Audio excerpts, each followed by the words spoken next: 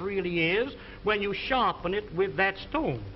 Ladies, I've seen some of you try to open up cans. Now, there's a can of Campbell's baked beans. I've seen ladies open up a can and you poke a hole in it, go around the top, hippity-hop, and your finger slips. Let me show you a real proposition. Look, lay it on the can, lift up the safety, and turn the key. That locks itself on the can. No harder than you were winding up your watch. Wind up the key and that'll cut the top off of the can slick and smooth. Notice how the end raises itself up in the air so you can lift the lid off, giving you a clean, smooth edge. Now that can be used for sardine cans, square cans or round cans, exactly the same way. Now this tool here, my dear friends, needs no introduction. This will save you on an average of $20 to $30 every year you use it as a peeling knife. Here's a grater for cheese, coconut, or horseradish, a fish scaler for scaling your fish, and when you're coring your apple, it's just a slight twist of the wrist, and there's the apple core. There's one more tool that I want you to see, and I want you to watch this one very closely. Many a times when you're baking a pie, you have a pudding in the oven. I've seen ladies wrap a towel around your hand, and many a times you burn your fingers. Hook this onto the pot like this and lift the hot pots off the top of the stove. You've got a pie pan in the oven, catch a hold of the pie pan like this. Why, you couldn't get it off with a team of horses.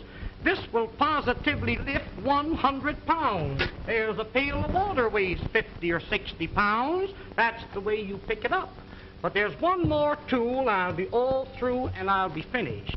Oh, now the next tool and the last one is what they call the Sarah Bernhardt cutter. This was invented by the head chef of the Imperial Hotel in the city of Berlin, Germany. You place the screw into the center of the vegetable. Twist the vegetable until the threads catch a hold, then you wind this up. You keep winding until you utilize the whole potato. The faster you turn, the quicker the slices. Why, ladies, here's a machine for slicing onions. The first onion that you slice with this cutter, you'll bless the day you've got a hold of it. Every slice cut exactly the same thickness. Every slice cut the same size. In making what they call a rosette, pull the vegetable out like this. Pin the ends together with a toothpick. Drop that potato into the hot fat and fry it. That will come out like a donut, golden brown. If you're serving a nice fish dinner, a little parsley goes in the center with the fish all around it, makes a very appetizing dish. Did you ever try to slice onions with a knife? You know how you get one thick slice and one thin slice? Run the knife through the center. That will separate each slice individual. Almost like magic, there is every slice cut exactly the same thickness and the same size. Wouldn't you like to have a set like this in your kitchen? Why, of course you would. Now don't forget, attend this theater every week and receive this 12-piece fascinating...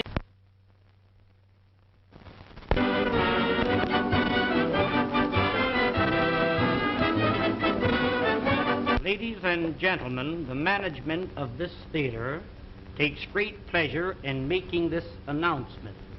To each lady attending this theater each week will receive absolutely free a fascinating 12-piece kitchen cutlery set, one piece each time. It is really interesting and amazing to know how you can prepare your meals in an appetizing and pleasing manner. There's an old saying, and a true one, that what is pleasing to the eye is bound to be pleasing to the appetite.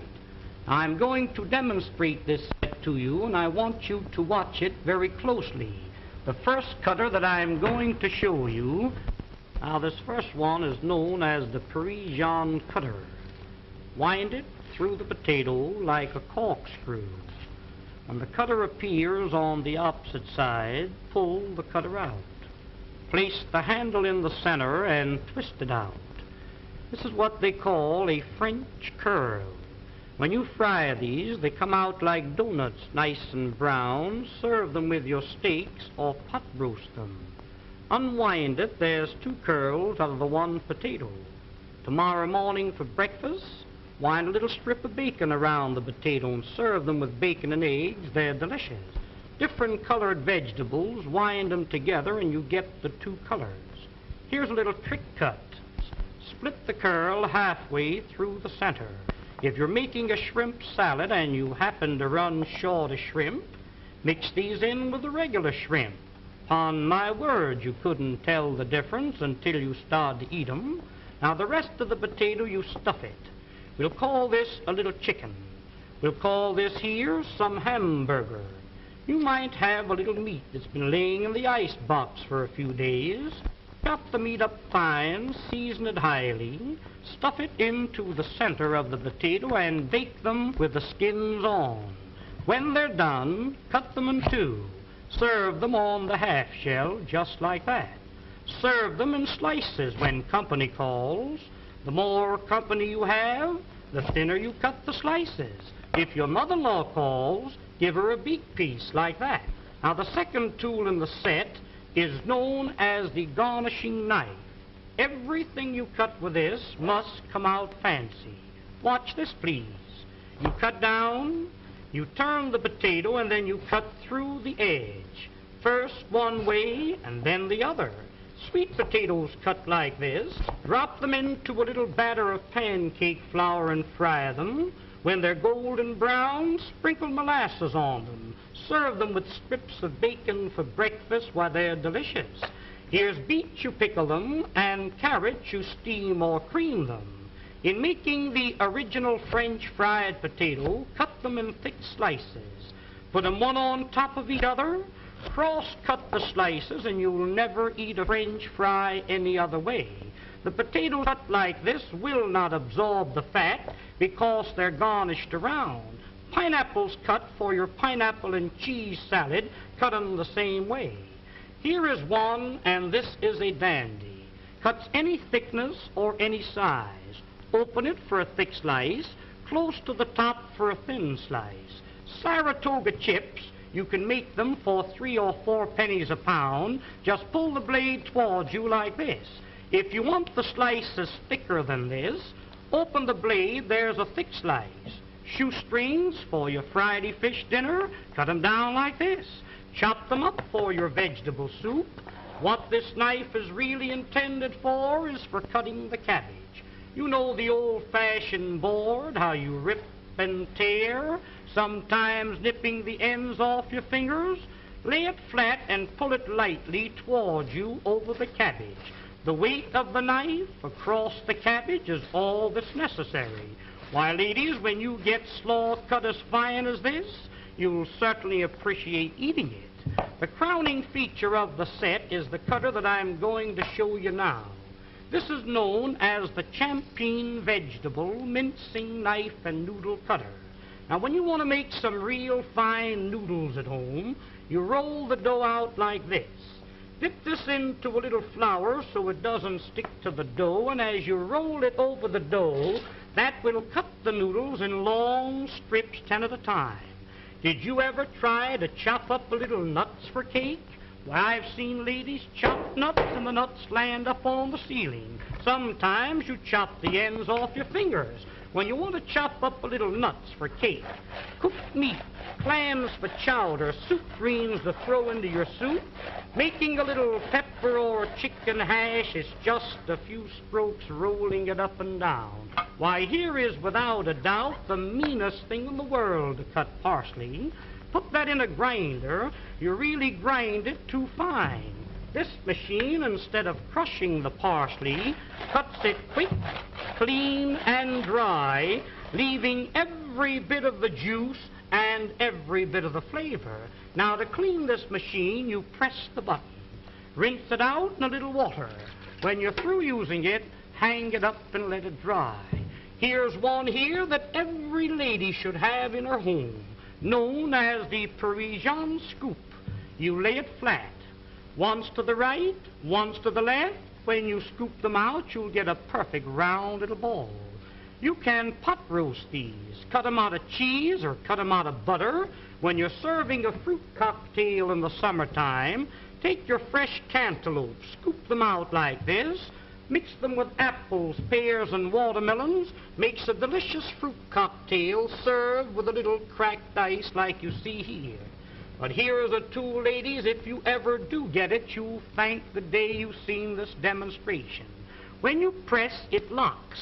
It's like a pair of human hands. Reach in the oven and take the biscuits out of the oven. Ever take the hot potatoes out of the oven and burn yourself on the elbow?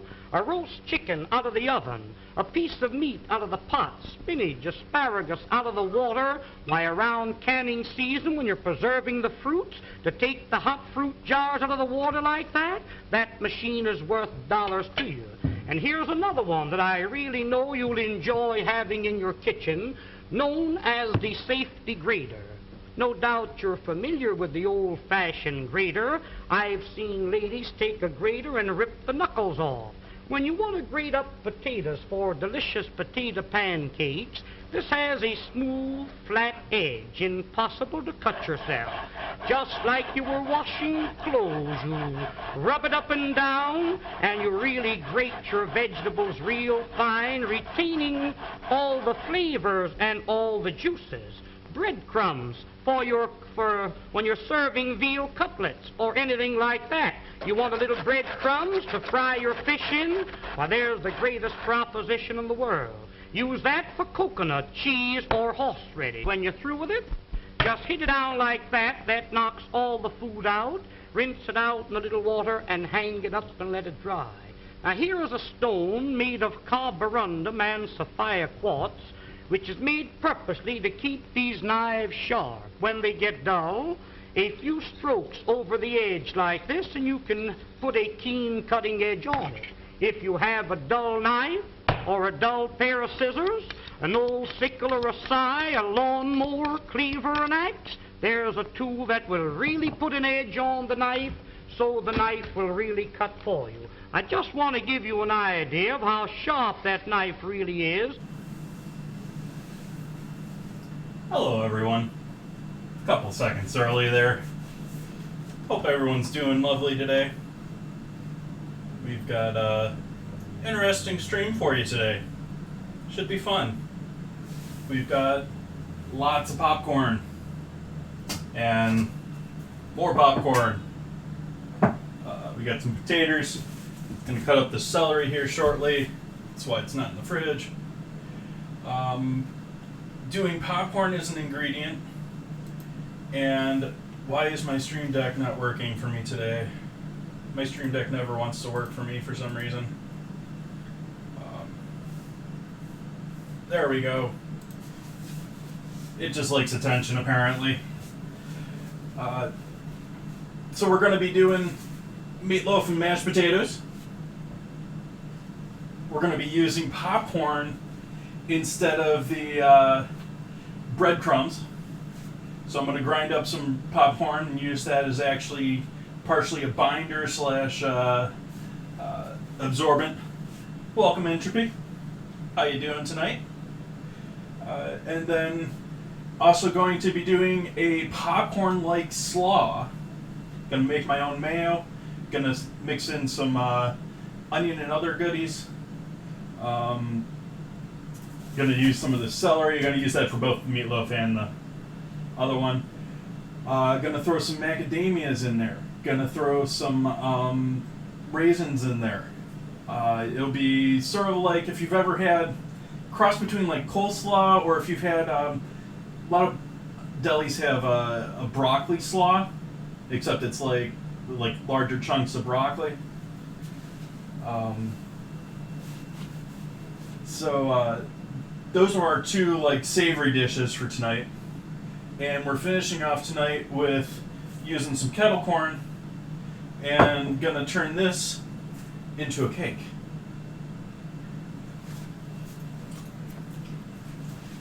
So, start with some onion and celery here.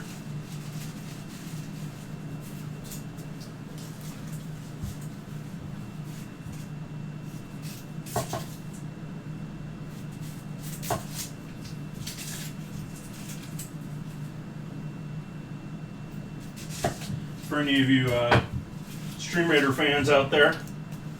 Stream Raiders went open beta today, and so I'm unsure if it's everyone can now be a captain, or if it's everyone with 100 viewers or 100 followers can be a captain. But either or, it's relatively open now to doing it yourselves if you got your own streams. Did it to myself again.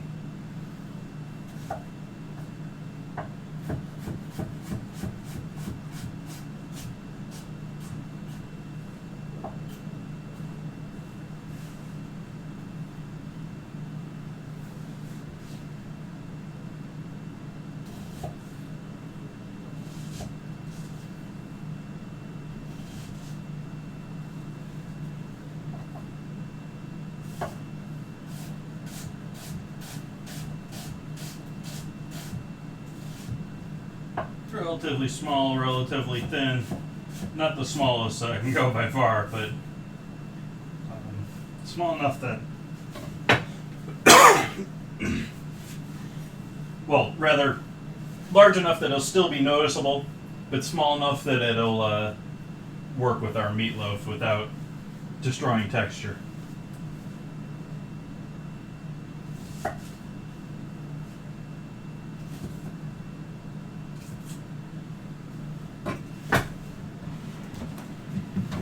Got some new flowers today.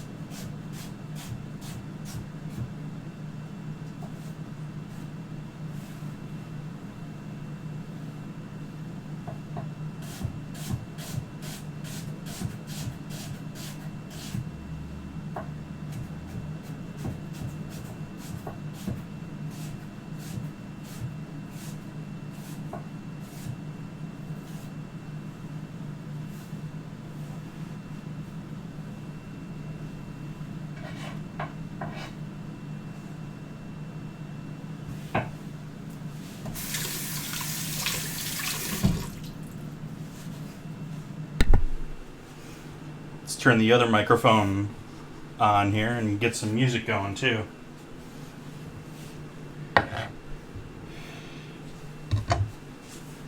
Back to using pretzel. No more Twitch soundtrack madness. I'm tired of them screwing up my VODs. So we got that. We need celery.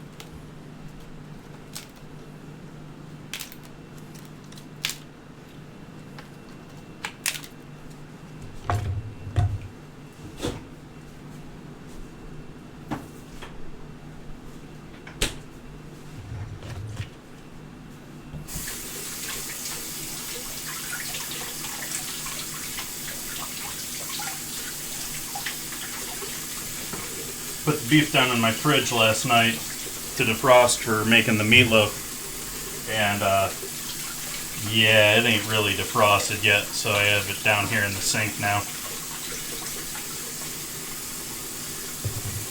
So that's why it sounds like I'm using the sink into a river or something, because it's full of water already.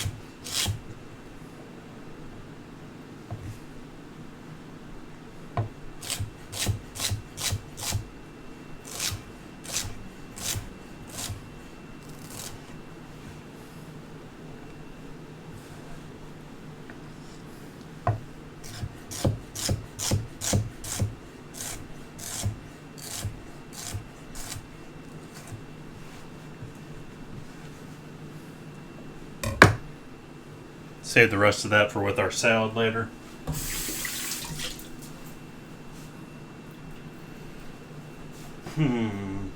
Trying to think. I'm obviously forgetting something here in my mind. What all we need to be doing for this? Garlic sounds like a good plan. And do a little green onion too.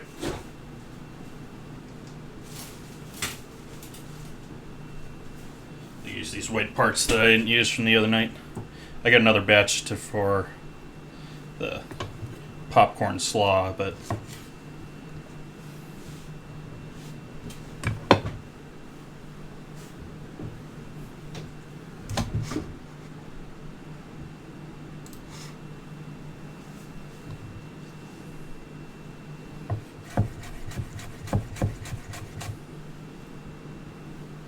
helped if you guys see the board, wouldn't it? You don't need the stove right now, though.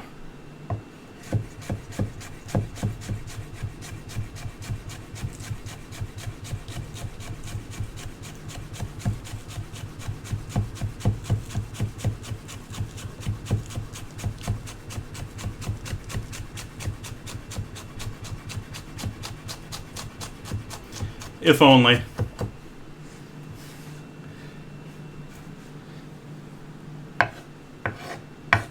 Actually, been wondering about that with a couple big days coming up here. There's probably going to be, well, maybe there'll be a deal on a camera here or something, either with Amazon or with Black Friday.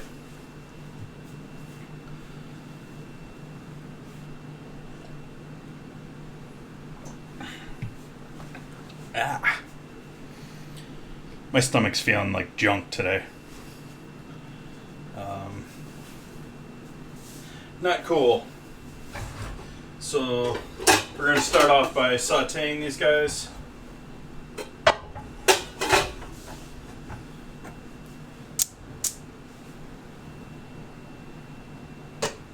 a little fan going. Throw a little oil in here. That was a bit too much, but oh well.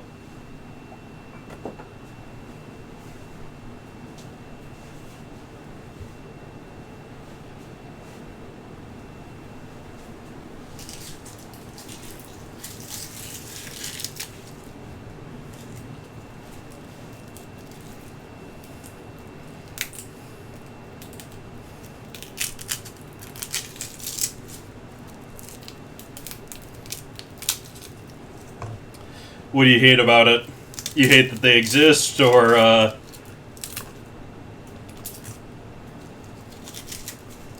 oh, yeah. I've had it pretty constantly here for a couple of years now.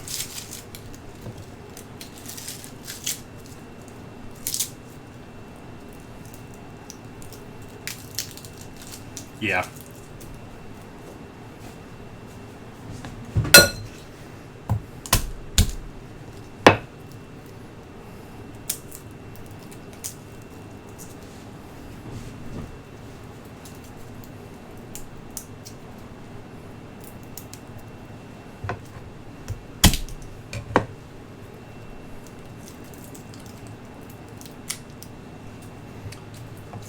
I've tried just about everything to try and figure out what it is.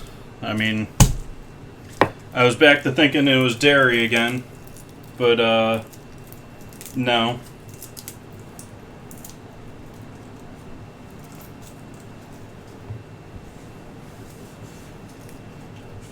My doctor just constantly says, nah, it's just dairy.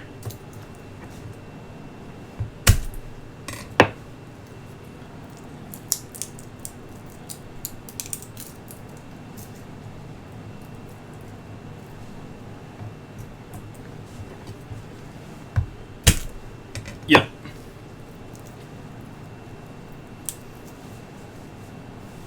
Smelling that pan, that's getting nice and warm.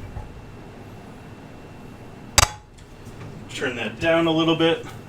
Close my bedroom door so I don't get my smoke alarm going off.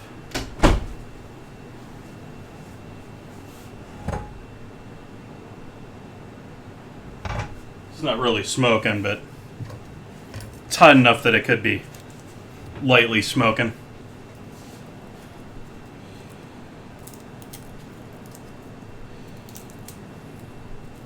Just wash my hands here again.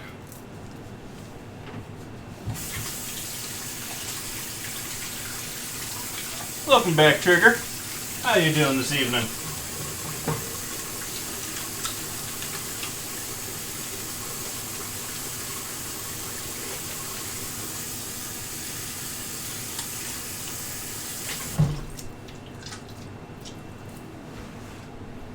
Okay, I'm gonna cut the heat off of that for a moment because I'm still not ready with my garlic and stuff. That's not sounding good.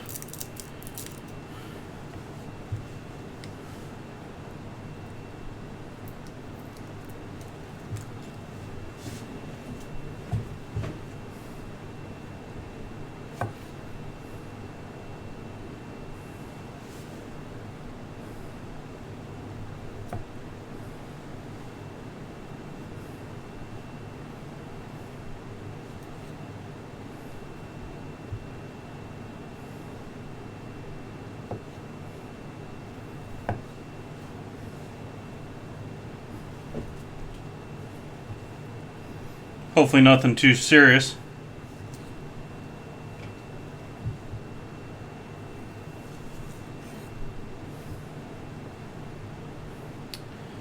Well, we're doing popcorn in the meatloaf. We're going to substitute popcorn for the breadcrumbs in your typical meatloaf recipe. I'm going to also do a if you've had that like broccoli slaw or out of a deli or like a just a regular coleslaw, we're going to be doing that with some popcorn and to see how that works out. I found a couple of recipes for that. And the last thing I'm going to be doing is I'm going to be making a cake out of kettle corn, which it's popcorn. It's a different type of popcorn. It's my justification.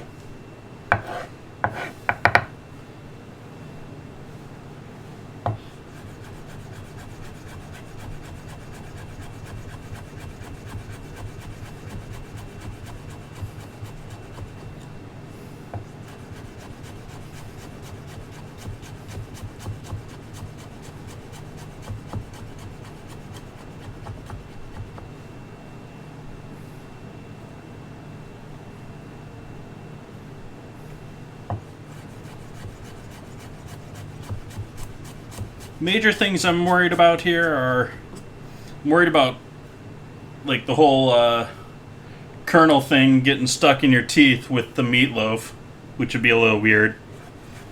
But interested to see what the slaw is like. I'm gonna make my own. I have my own recipe for a coleslaw dressing, which, like most, is essentially sweetened mayonnaise.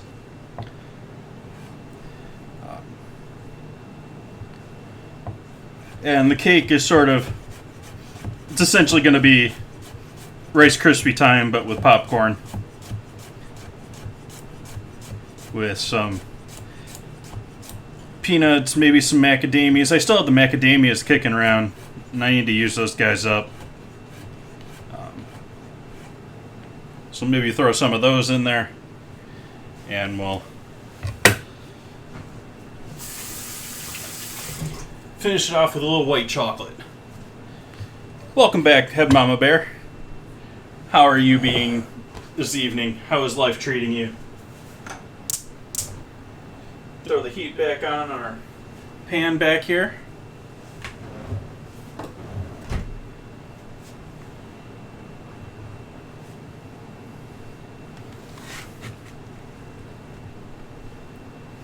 Have this ready to go. Easy to grab, right? Turn around and grab it. So our garlic's going to cook quick here. Awesome to hear. Glad you're doing well.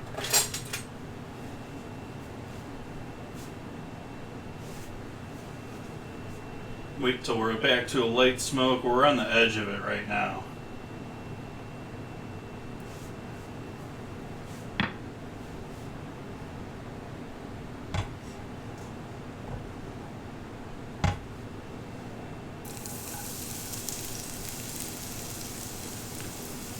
Got that first battle already. Nice.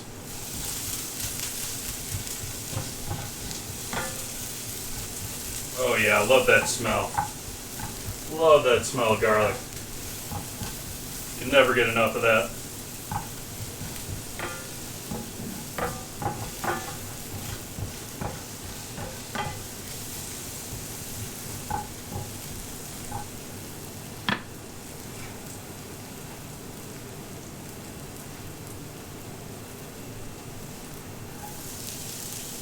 Add in our onions and celery and green onion here. And then we'll do our battle while that simmers away a little bit.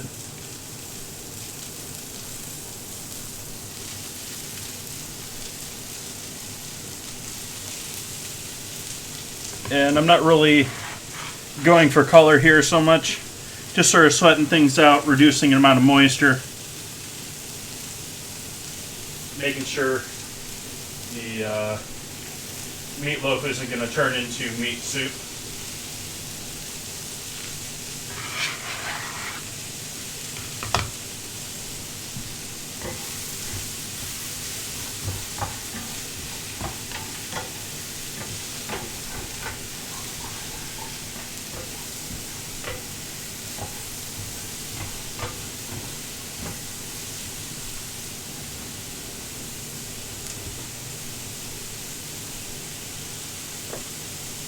Hit that with a good pinch of salt.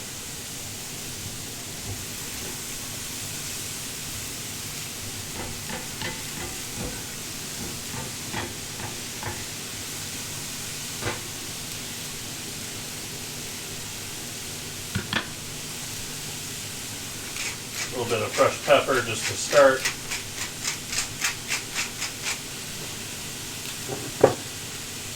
We'll do our battle. There you are. Nice. I've seen photos of this first fight with people with like 300 mobs to kill. So it's nice that it was not so bad.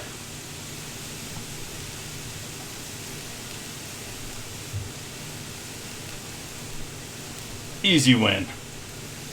Congrats, guys.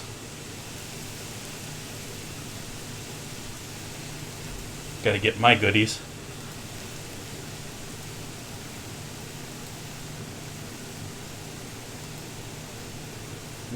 Let's see, what do we have here? The bats, or I think we'll go with the orc. That looks like an orc to me. Yeah. Let's go with the orcs.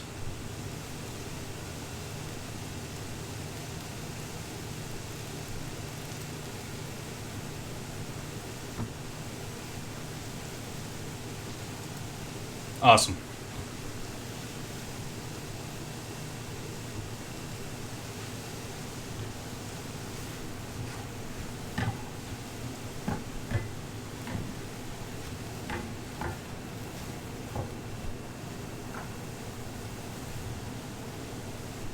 Might as well hit this up with our other spices for our meatloaf here. Oops.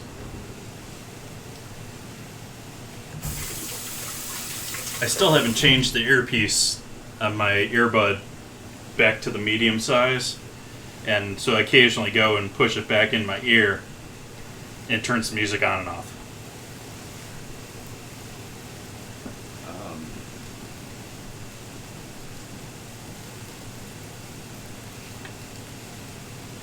I'm going to add a little bit of ground coriander.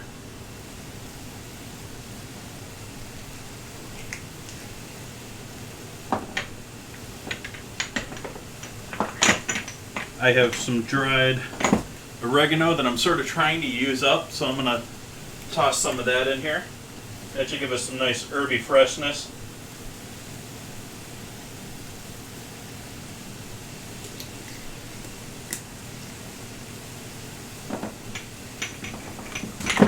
And lastly, we'll hit it up with a little cayenne, which is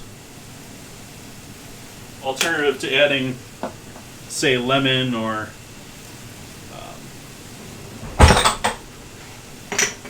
sumac or something like that. Oh, closed drawer.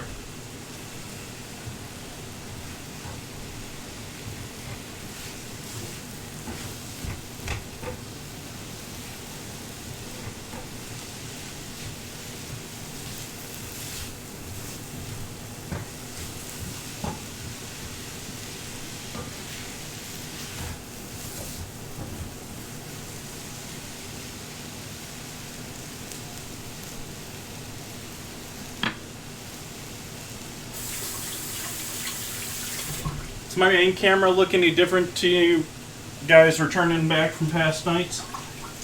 Or ladies?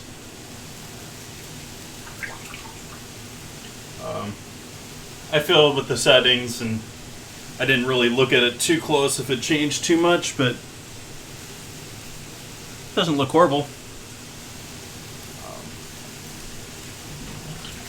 I'll look at the VOD afterward to see what I think of it really. I don't really see the full screen of it, OBS.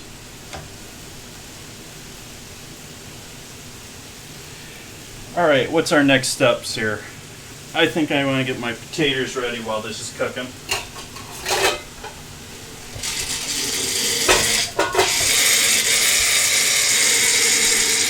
You listen to this thing? How rude.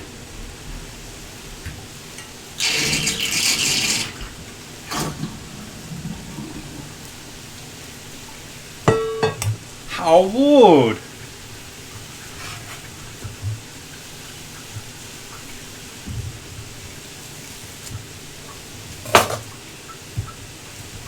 You know what? I might just do these guys. Let's have them. I'm not going to do all of them either.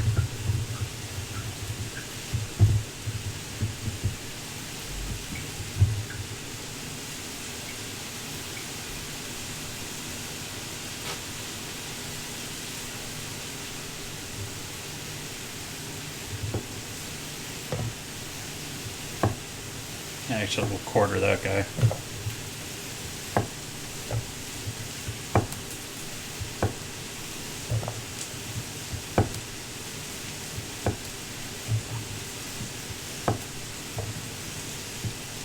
Been regularly given this cider or sizer a stir or a shake. I did so a little before the stream here. I'm just trying to keep all those solids rehydrated and part of the whole mixture. You don't want to leave it get up here too long. Anaerobic environment, you get all sorts of things that will grow in that. That you don't really want is infections. So that's the main reason you're doing it. Typically you leave your ferments to just sit. But I don't know if there's really a huge negative to it until you get later on when, yeah, later on you could get into like forcing the yeast to do things. And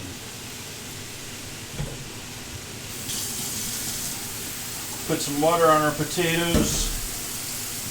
Give our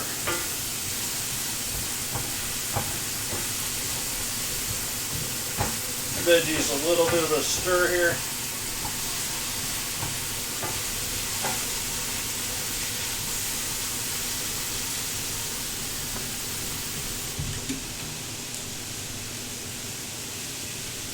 So we got those set to go whenever I'm ready to do that. I think I'm going to cut the heat on those veggies. Let's grab ourselves another bowl.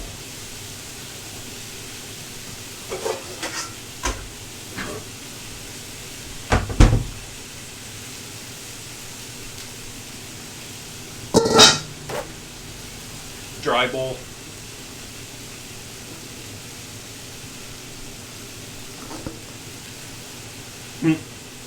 Apparently dry ball or bowl translates to tribal.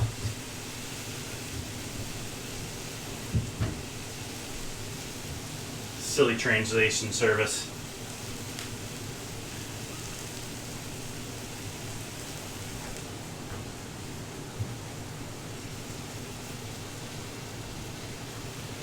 So we'll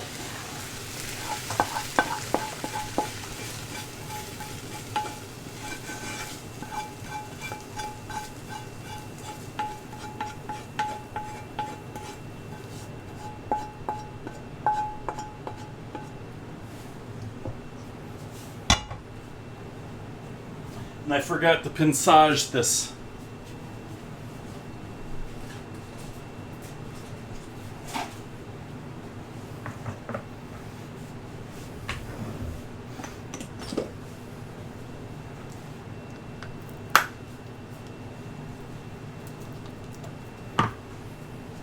Thank you for the follow there, Just Be Love and Light.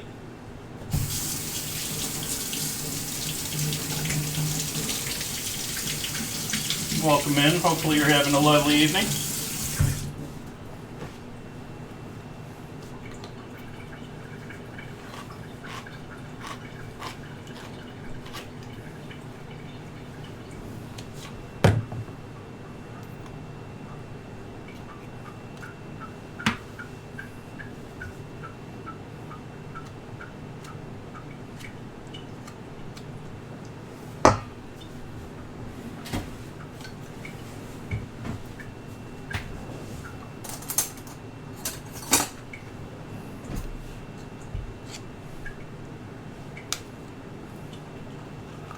Since it's room temp, this is going to mix a lot better than if you have your tomato paste in the fridge.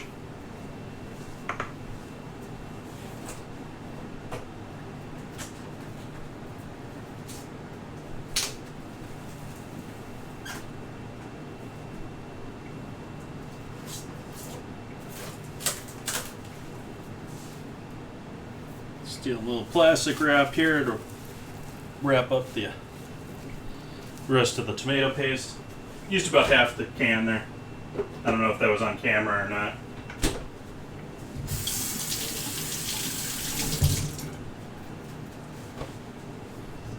I do actually. I normally buy that, but I didn't want to buy it from the place that I was at when I got this because it just would have been ridiculously expensive. But yeah, the true Italian tomato paste, they typically all come in the tube.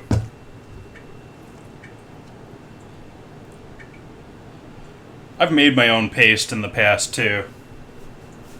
That's a fun project that I wouldn't like to repeat. Just takes forever. I wouldn't be surprised. Italy shut down.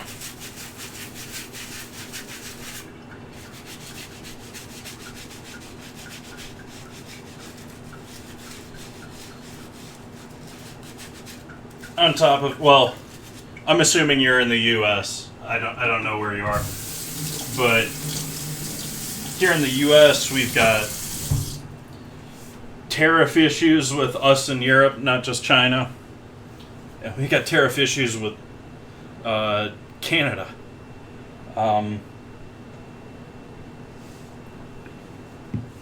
So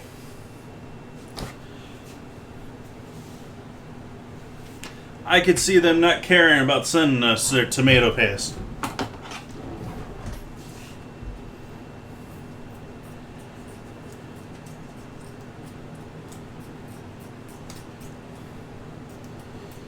So many things are going to change from this. People just don't realize. There's stuff that's just not going to come back. It won't be economical to restart.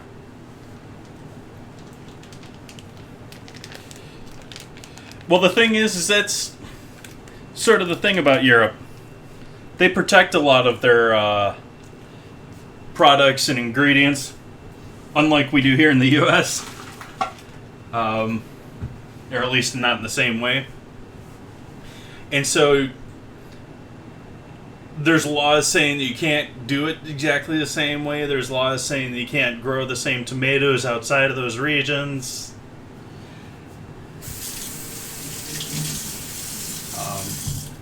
It's really evident in wine and cheese, but yeah, tomato paste, everything else, they control it.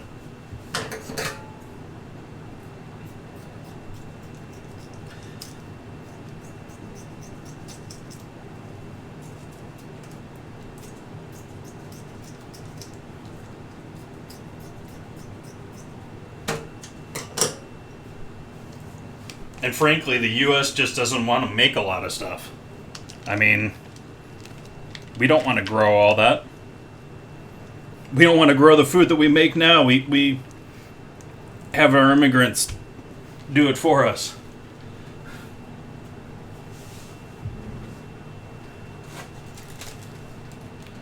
So we're using roughly 1.5 pounds here of ground beef.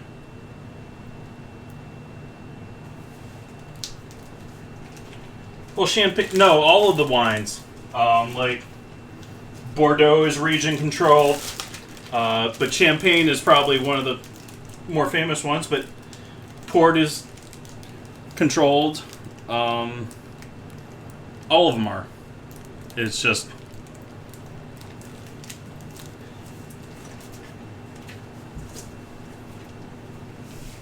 and they've also stopped, not that I really want blue wine, but they've stopped other industries from flourishing. They take them to court and say, hey, this is infringing. I mean, much like our patent lawyers do. They go and defend their definition of their products.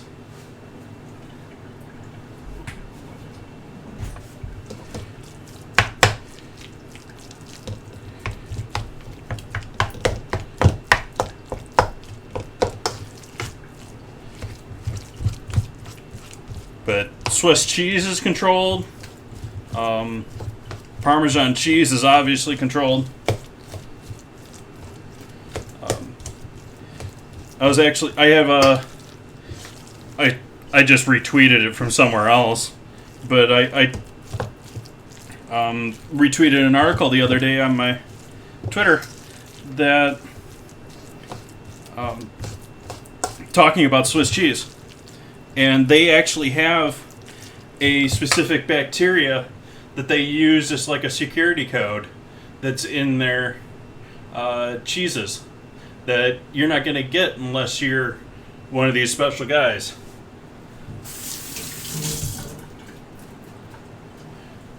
They also have codes and stuff like that. If you buy yourself a whole wheel of Swiss cheese, you can find out all sorts of info about it by going online, because they have codes on them. Find what farm and everything.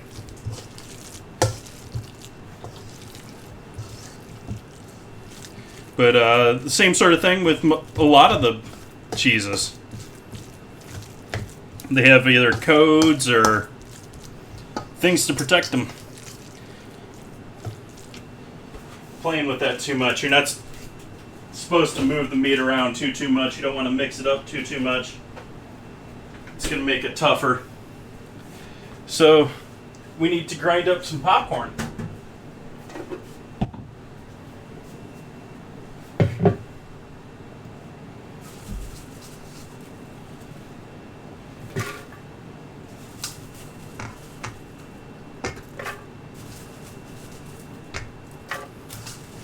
So this is just plain sea salt popcorn. I couldn't stomach myself to sit here and pop all this on stream.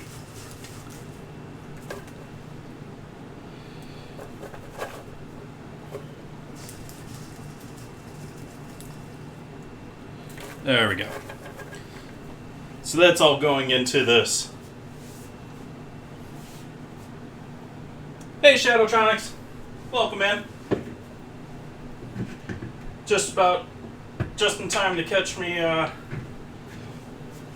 pulverize some popcorn here. I'm going to mute it real quick here.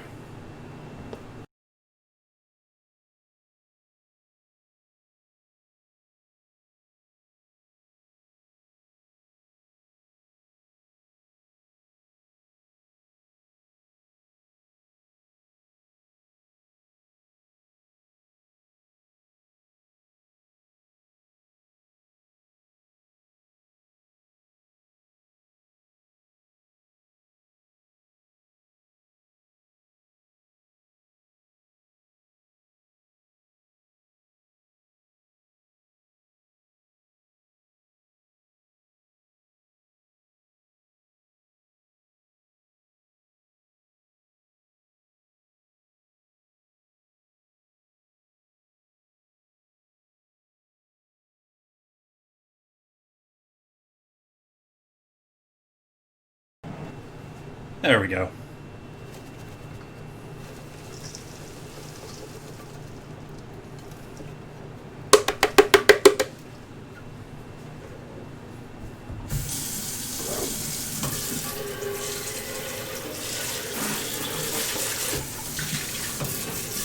I was looking on Amazon,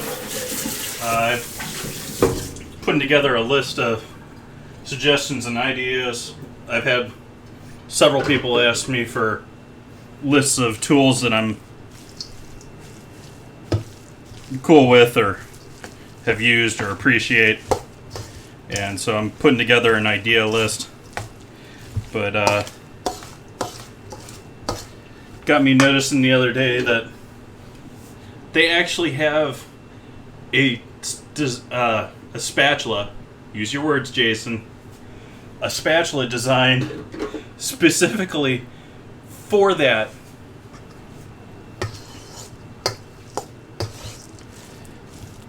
Mixer. This looks strange. Yeah, this does look a little strange right now. It'll be fine once it all gets mixed in here. And the popcorn sort of gets happy with all that tomato. As you notice, once I stir it in there, it sort of disappears.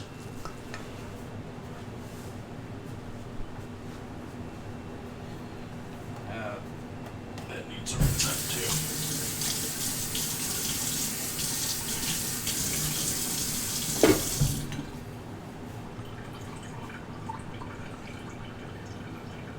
You know what it reminds me of?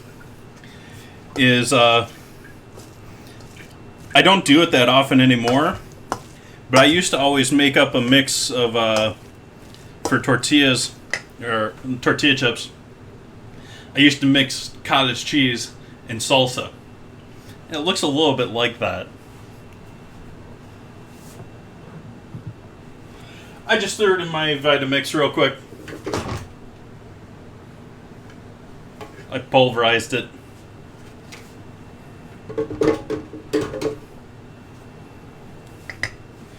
So this is going to need salt, more pepper,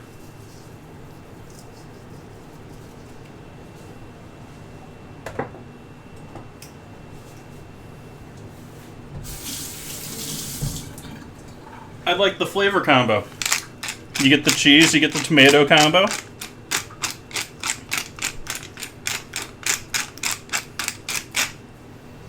You get some protein in there with a snack that's doesn't really have any protein or anything to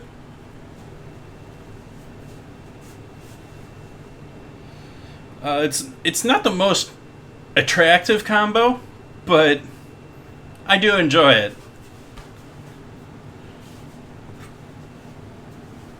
It's good for October.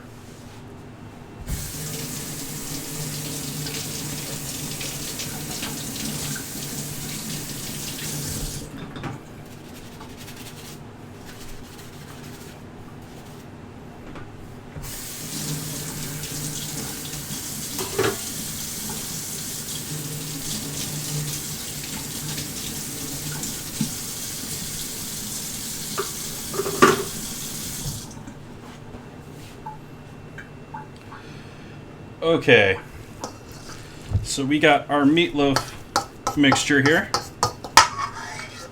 What am I missing? I'm sure I'm missing something.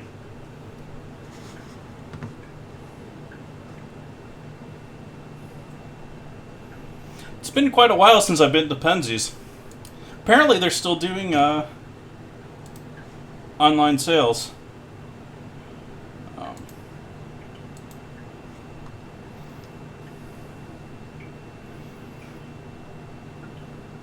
Oh yeah, I am missing a couple of things here, aren't I?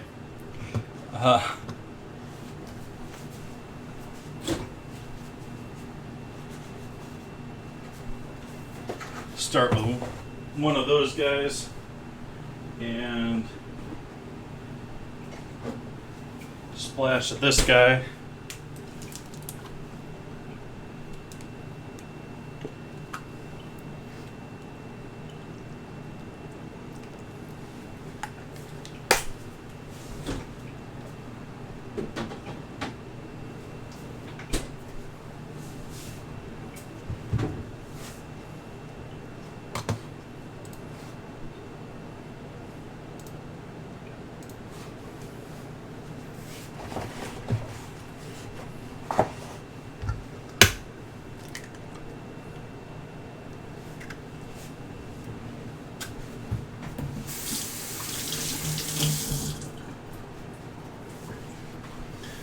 Penzi Spices is a spice store chain.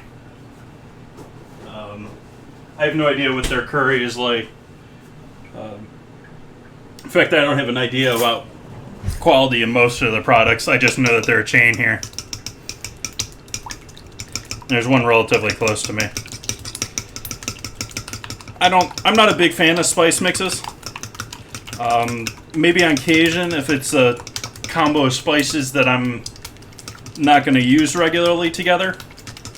But most spice mixes are full of salt or some other cheap ingredient that just makes it not worth your time, because you're not only paying that store for the spice, but you're paying that store to have paid an employee to blend and mix them all together. Which, when you're doing a ton of spices, there is a little bit of a write-off there, because you need to move spices, but not that much.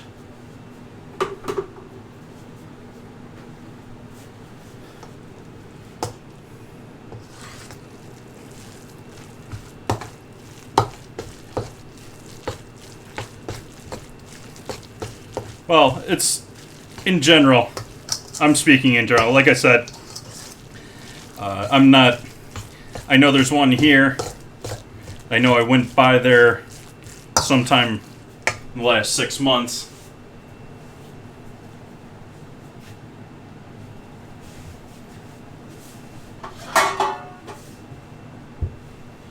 But I really much prefer buying my spices individually and giving my own control over things like that.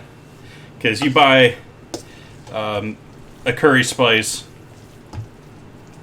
from Just Mo, and it's the combo they want to give you.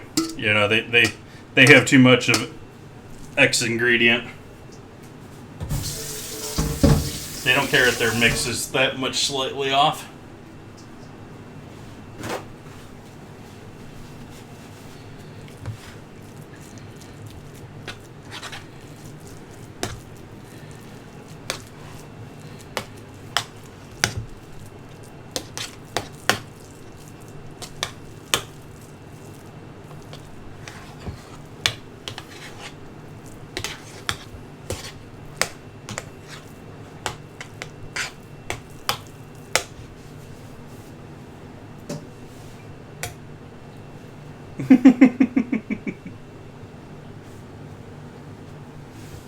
I could see curry being called that.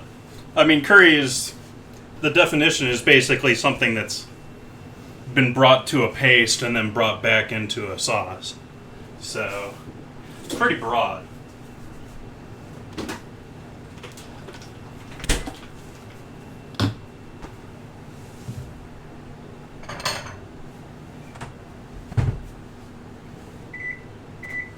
Might as well get our oven preheated here.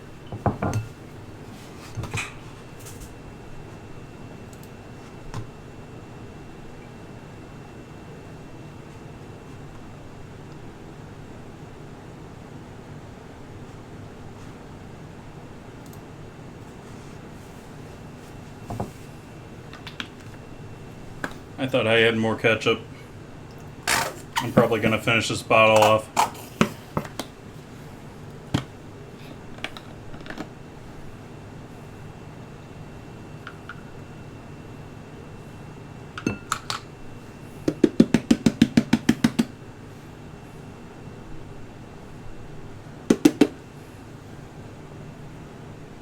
It's pretty hard to find. And it's because of the spices. The better ones that I know of in like New York City and stuff like that, you know, they're practically, if they're not actually importing their own spices. Yeah.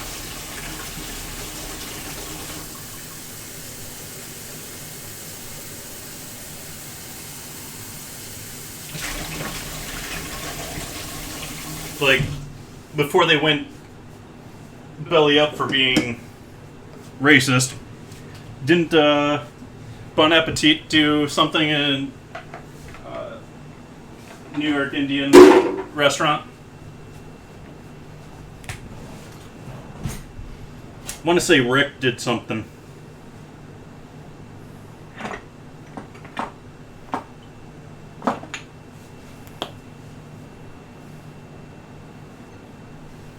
Bit of cayenne and a bit of chili powder. Yeah, Indian food's a big hit these days. Pretty much anything Asian. All the big hits lately have been Asian. I want to say the last major European and American cuisine that happened was tapas in Spain. So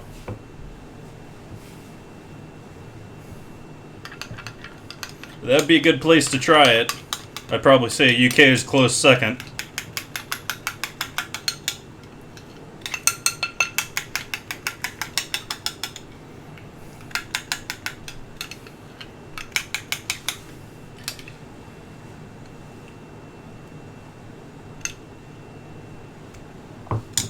Save a small amount of that for the end here.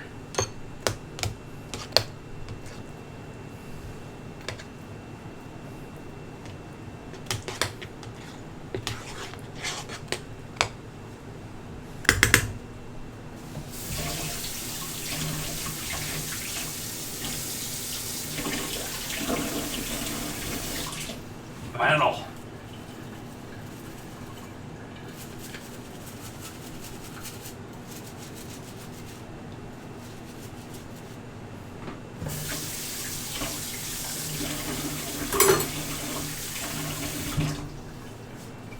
So we'll set that aside while the oven warms up here. We got our potatoes ready to go with that. We got this here in our way because we're going to do popcorn cake next after our battle.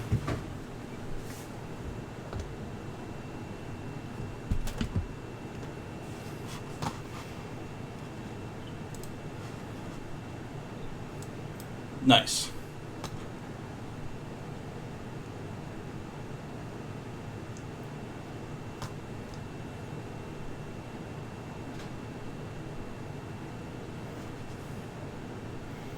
Alan with that rogue just destroying.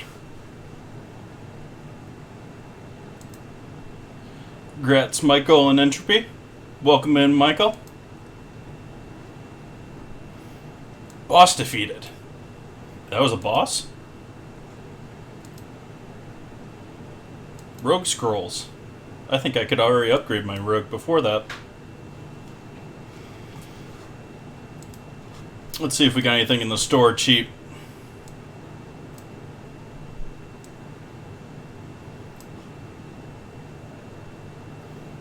Yep, definitely doing the tank scrolls.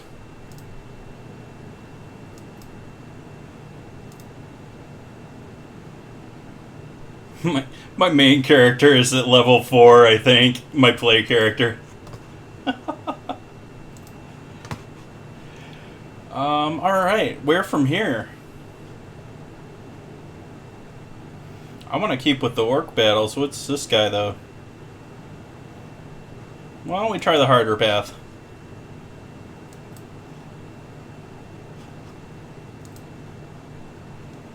Oh, it's not. I gotta do this one apparently first.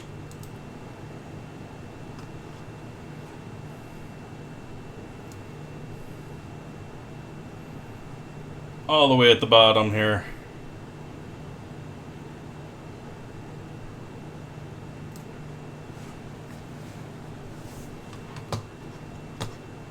That's interesting with all the different layers in there.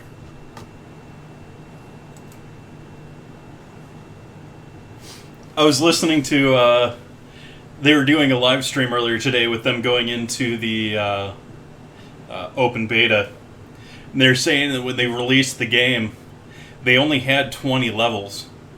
And some kid went and played the game 24 hours straight and was like level 19 the next day, and they were like, they didn't know what to do.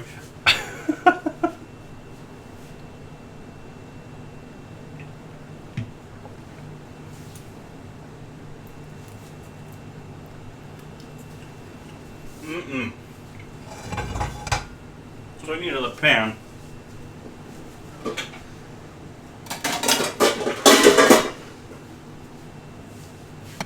Or rather pot.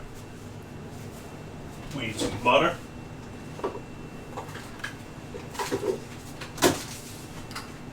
Need a fair amount of butter here.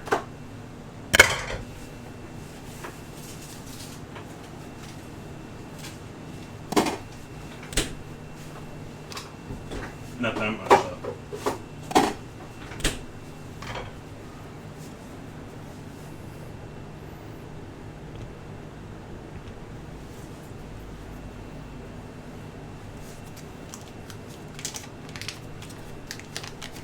Donuts. Donuts.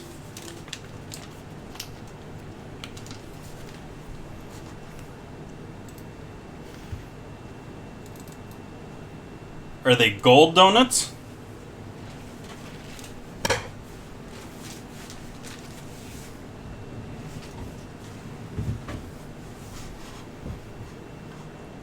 Let's see here.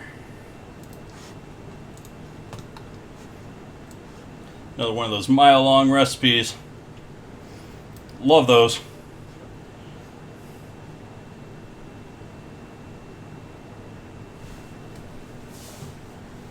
Let's clean up this other bowl. I want this larger bowl to mix this.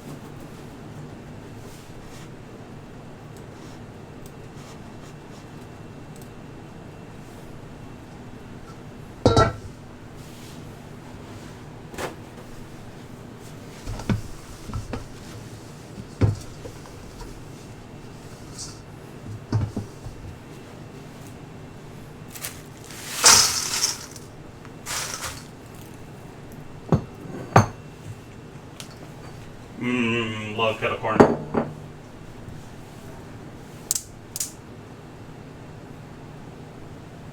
Start melting that butter.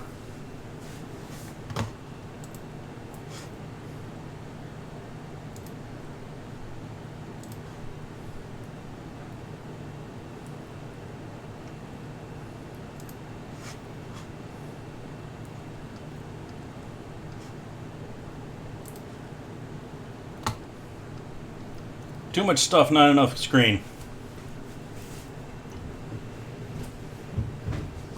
So we're going to do a kettle corn cake.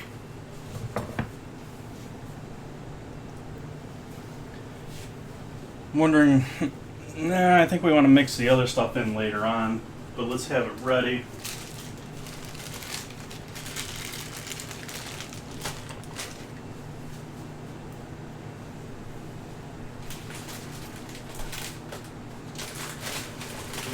That ain't what it is. What I'm looking for.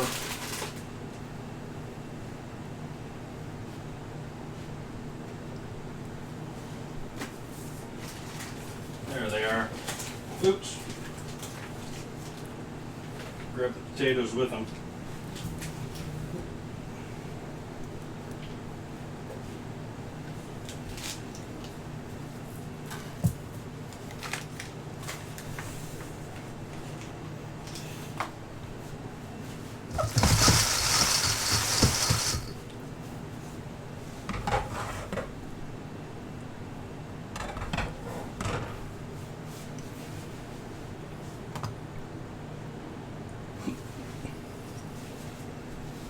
Scissors.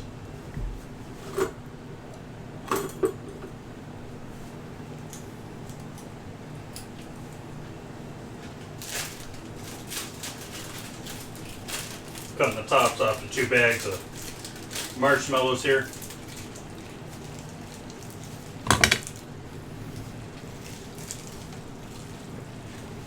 As usual, not trying to broadcast names here or anything, but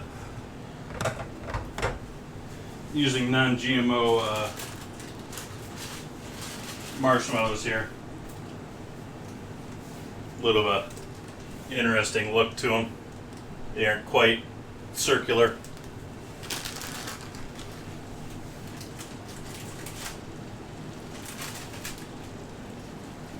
They are tasty though. They're a lot better than the mass-produced ones. Well, those are mass-produced too, but I mean, the name brand. They got some actual flavor to them. They're not just sweet.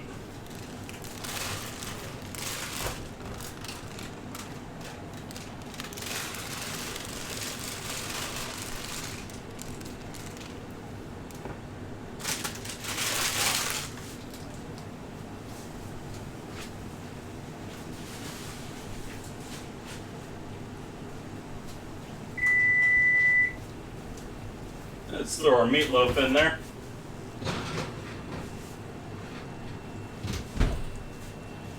.350-degree oven. They'll be in there at least 40 minutes.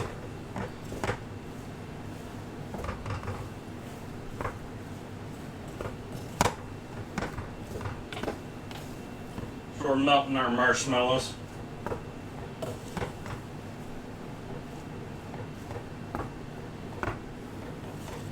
Into an ooey gooey mess that I'm already wanting to switch to a spatula here. Sugar and butter.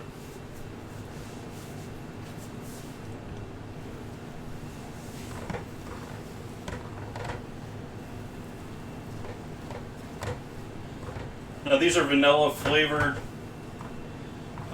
marshmallows, so I'm not going to add any vanilla flavoring. But the recipe does call for it, so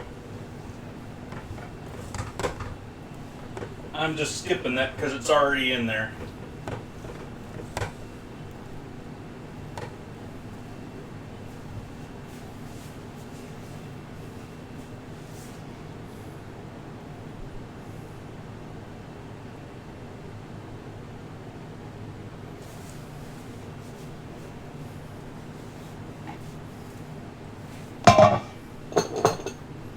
Have our pan here.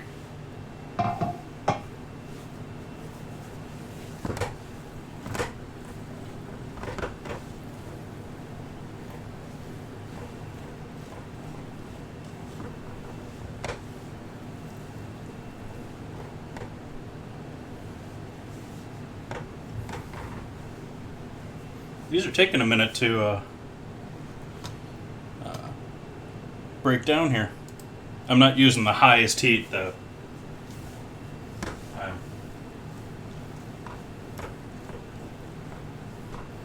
50% here.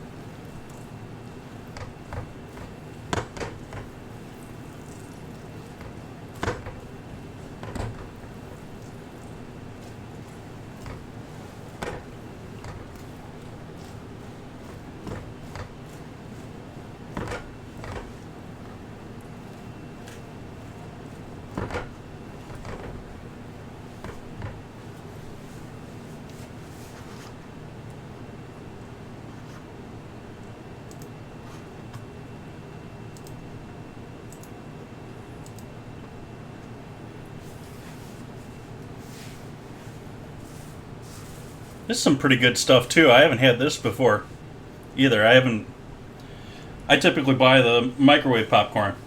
I don't typically buy the bagged popcorn. So this is different for me.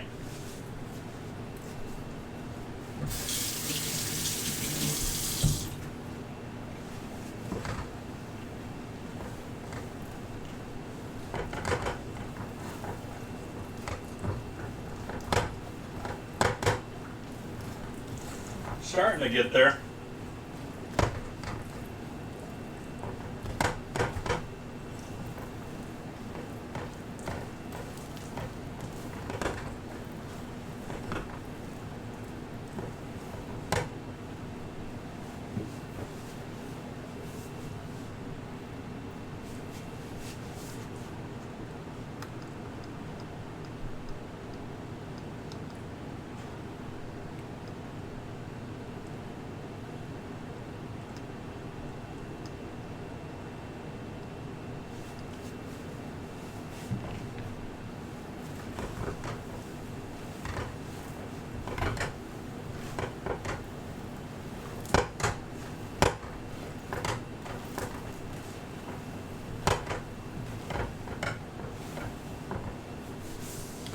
Getting close.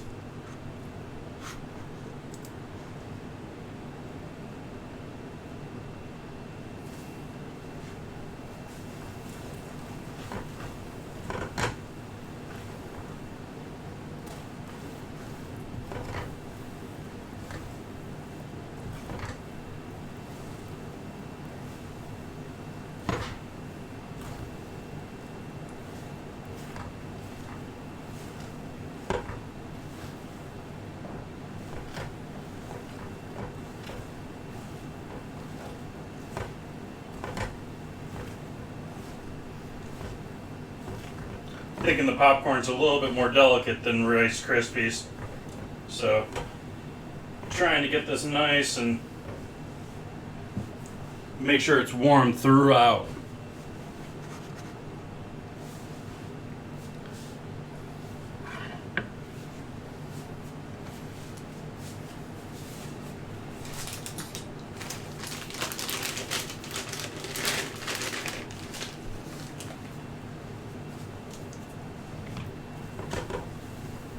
There we go. Now we're looking good. So yeah, that's where we're going to put over our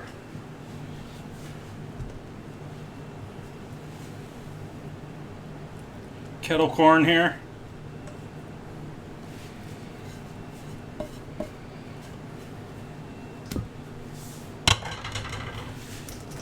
Quickly stirring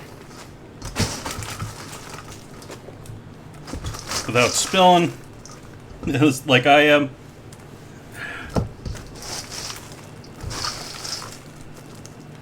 Don't want to get this on your hands like I just did.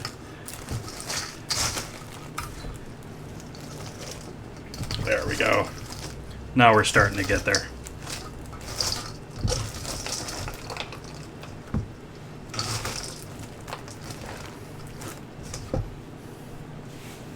So we'll add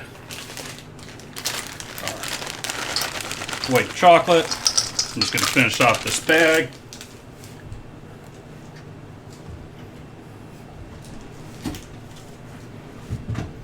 Going to finish off my bag of salted peanuts here.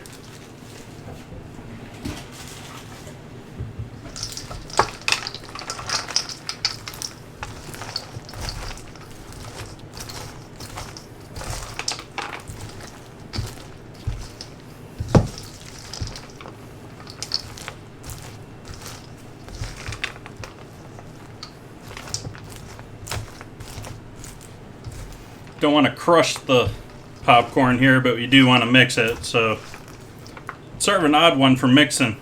It's sort of a half fold, half squeeze without squeezing too hard. And lastly, thank you, Mama Bear.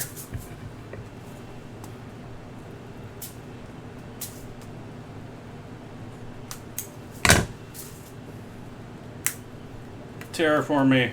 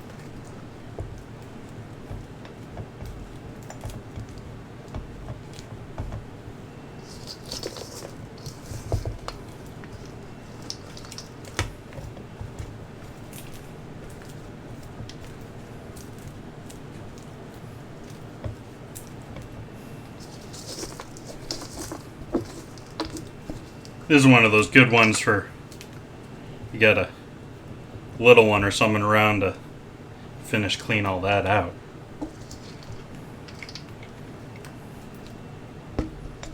Oops, sorry for bumping the camera.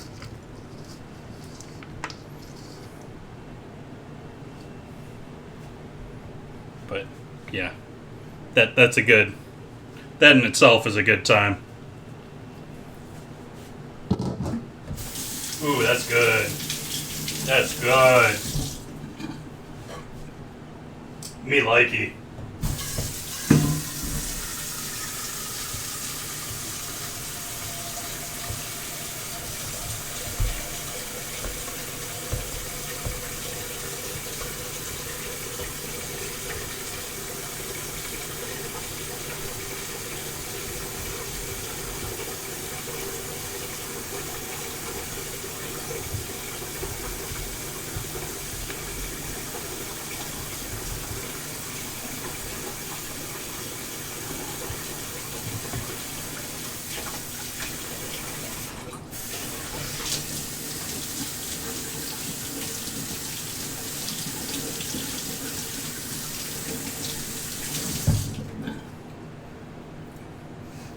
That's what I think. Welcome, Nan Reader. How you doing today?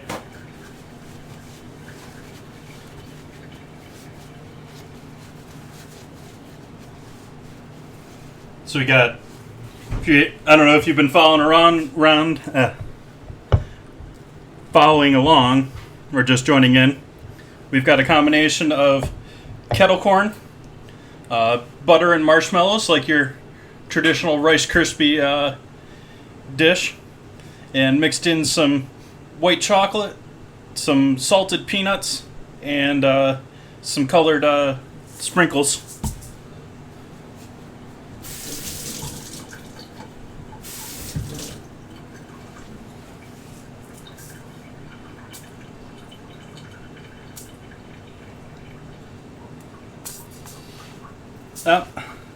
That should be interesting.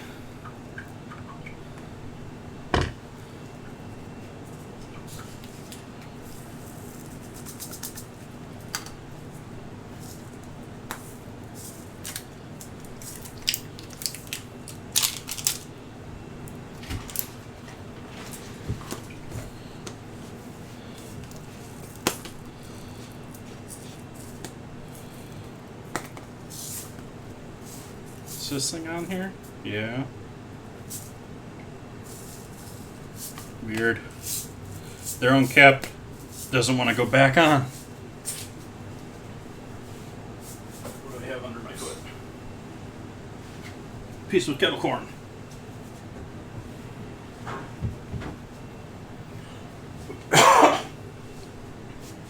Nice. Seems like an appropriate time. And then obviously, I'm not planning to do it. That was why I added the sprinkles in there. I'm going to let this cool down a little bit. It's probably almost okay to unmold now, but you could then take this and then even frost it on the outside and make it look like a real cake. But I ain't doing that.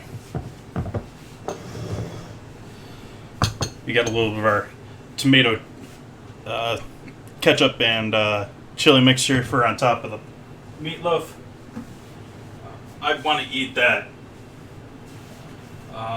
Let's get our potatoes starting rolling here.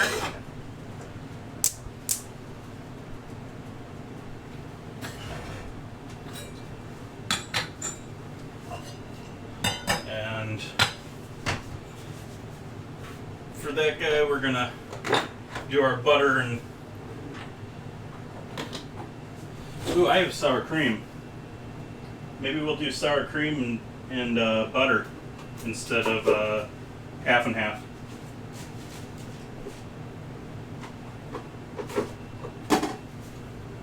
So we'll just melt a little butter instead.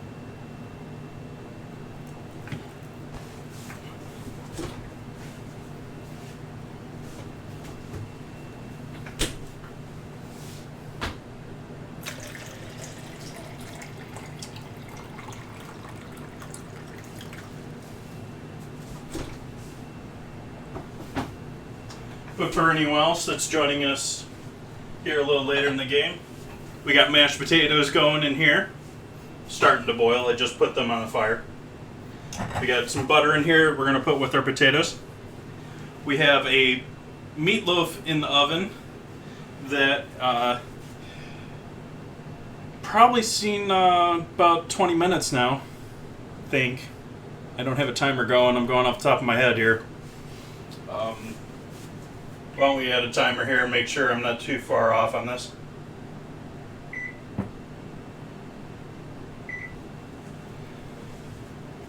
So we got that set. And the last thing here is we're going to make, we got the meatloaf, we got potatoes, and now we're going to make popcorn slaw.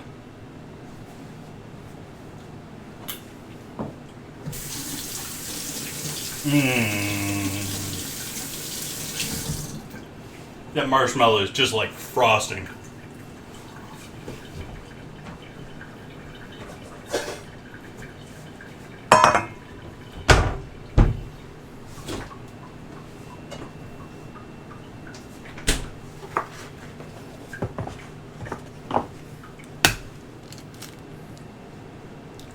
Oh, that wasn't the plan. That definitely wasn't the plan.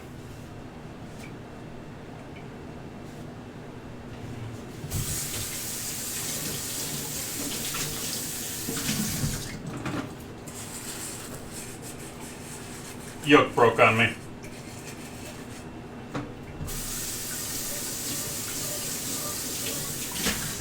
I don't know if that was noticeable on stream or not.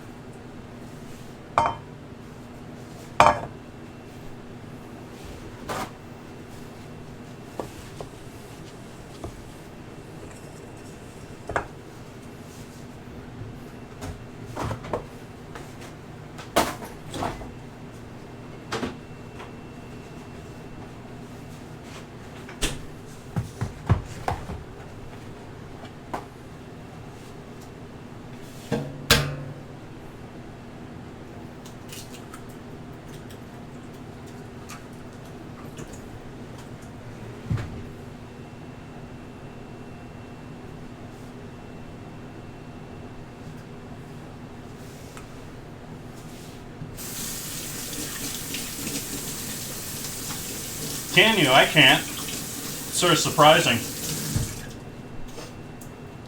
I can't even smell like the tomato.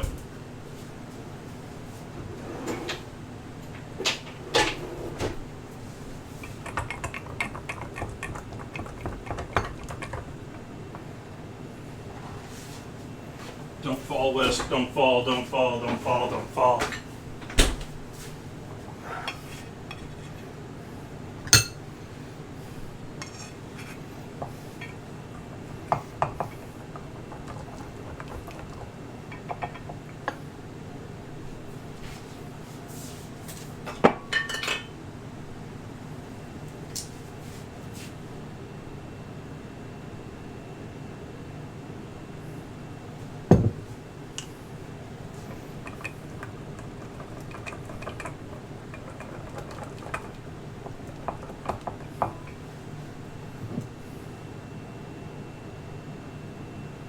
Don't like the hold on this bottle. I don't like the square bottle. Doesn't give me a good grip with my hand being slightly wet or damp.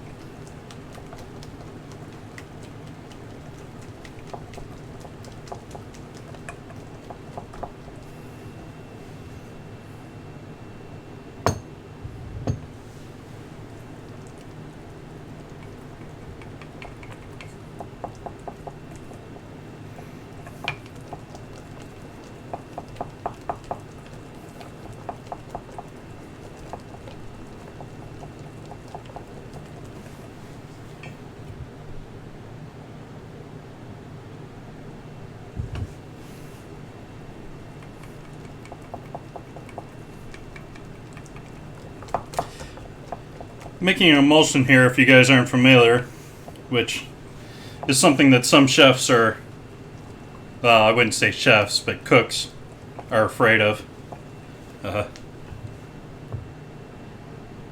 It is certainly something that you can't show fear to,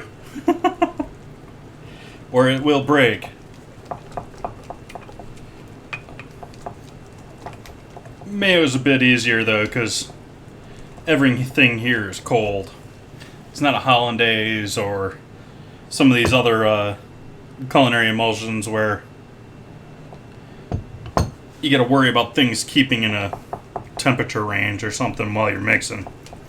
This you can take your time and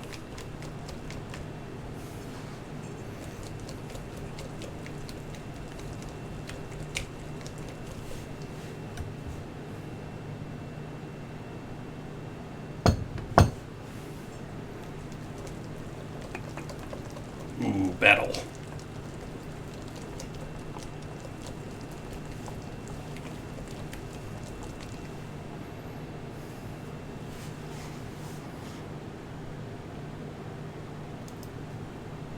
Let's do our battle.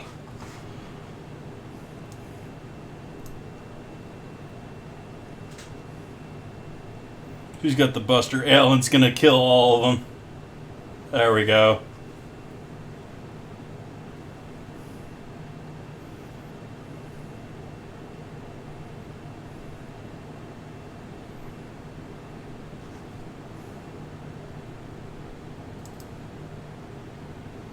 Victory. Congrats, Entropy and Trigger. Hello, everyone else in there. I saw a couple of new names there.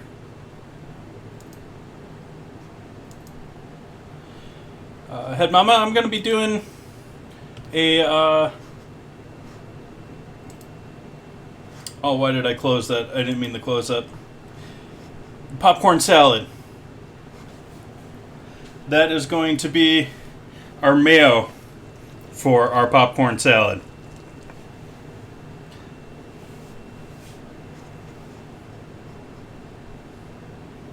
Give me a second here. I closed Stream Raiders on mistake, which takes a moment to get back in there. Let's try the forest ambush.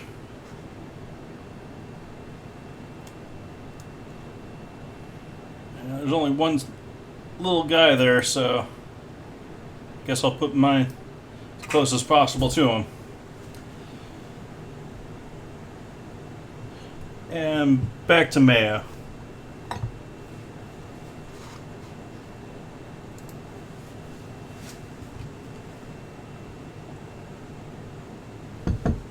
That was a bit much of the oil.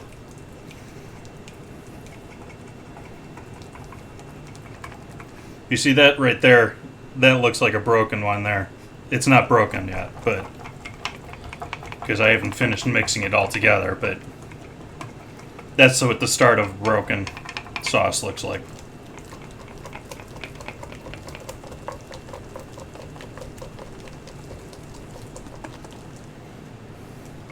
And this just gets thicker and thicker and thicker as we add the oil.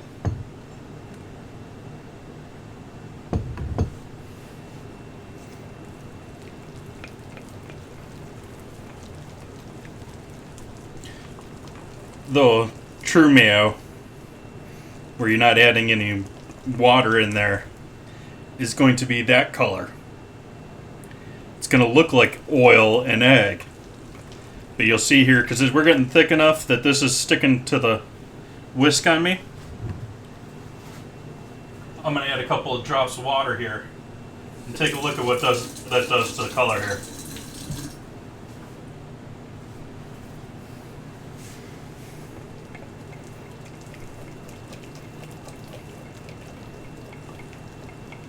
It usually turns it more white than that. That wasn't enough water either.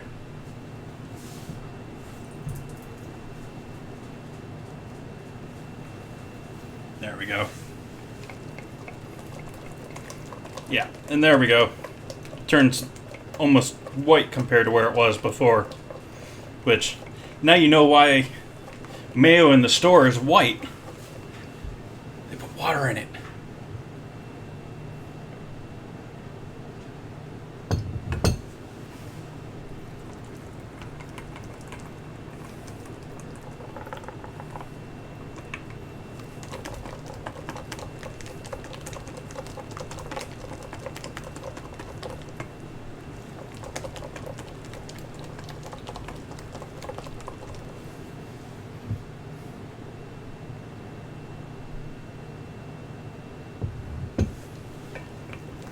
But once you get the water in there, typically your emulsion stays pretty stable.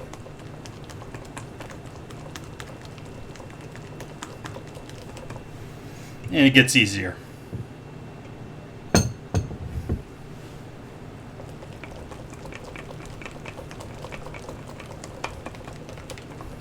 Still can't show it fear though.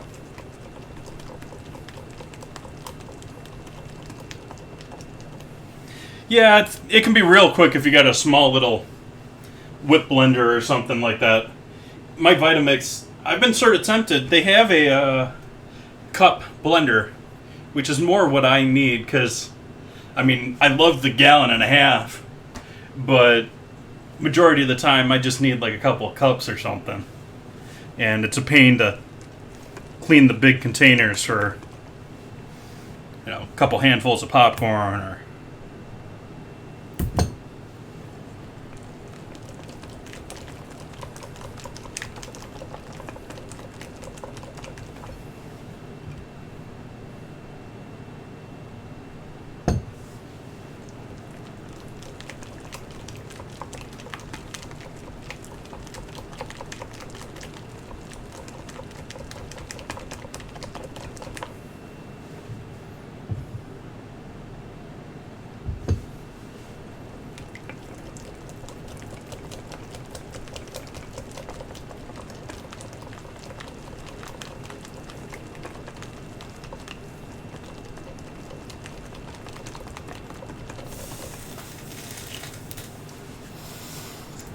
Potatoes are being turned up.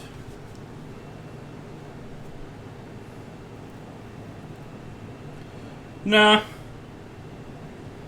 Just more expensive mayo.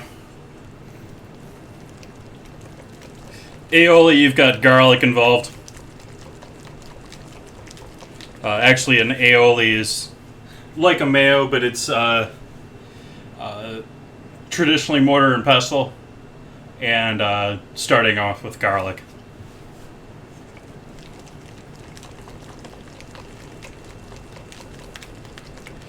Now, if we're talking restaurant aioli, yeah, you're probably not too far off.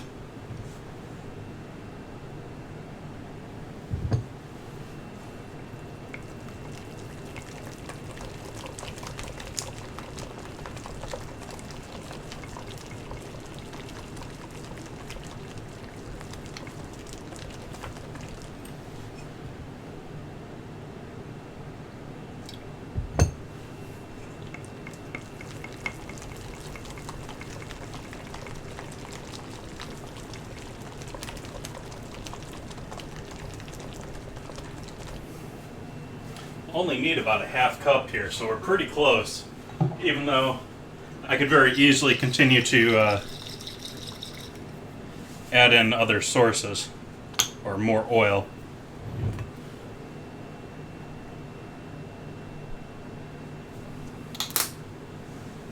A little splash of that. Bump the camera on the stove, sorry for that. Couple drops of this guy. Actually, we need a little bit more because that's going to be salad dressing.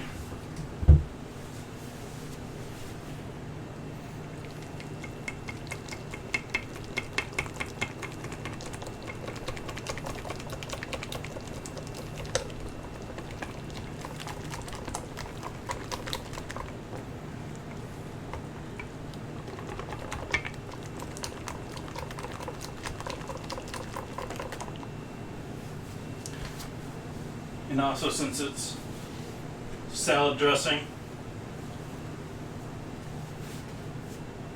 They actually, if you go in a commercial kitchen, or a commercial, like a cash and carry, or I forget all the other names for them, restaurant warehouse, you'll see them sell right next to the mayo giant jugs of the same stuff sold as just salad dressing. And actually, no, I take it back.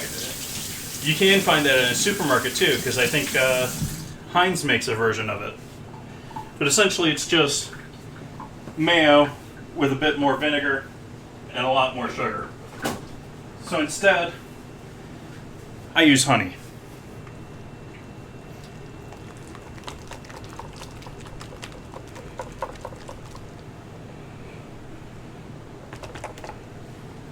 Now it's looking a little bit more like honey mustard there.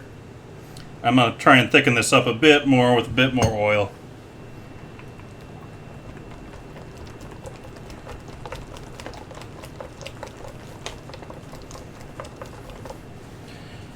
Already got probably more than enough for tonight, because can only really make this up to order. The popcorn is obviously not going to stay nice keeping this overnight or something. So this is one of those recipes is make and eat it all.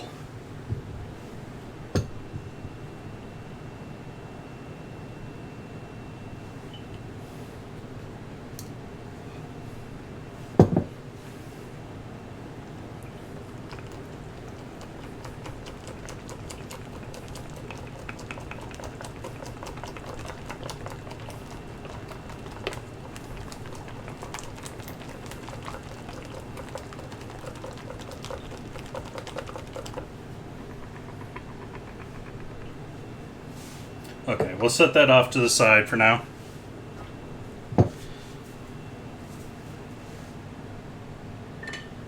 Now I can smell that meatloaf. And start melting our butter here.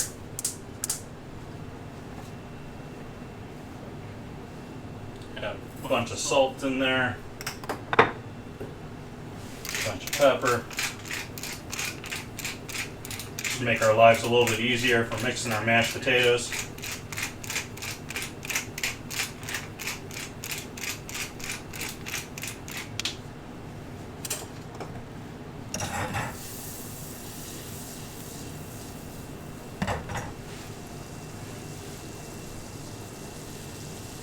Yep, it's a pretty basic one, and it's an easy one to teach people how to make an emulsification with. So, not surprised, yeah.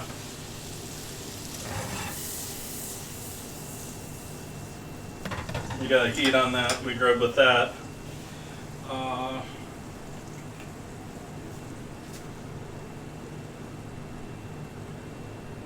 Let's take a look at our meatloaf here. It's got a half minute left. Oh.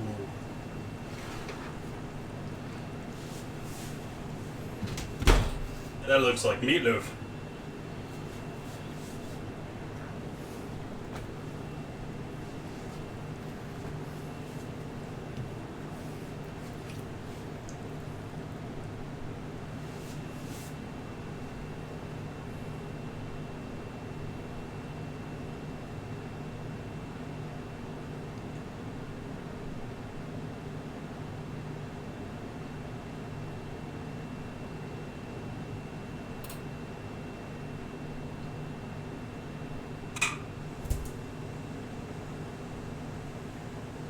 I think I'm good with that right there.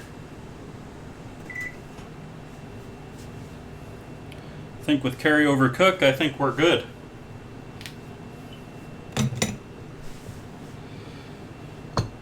Spread the last of our chili ketchup mixture here on top.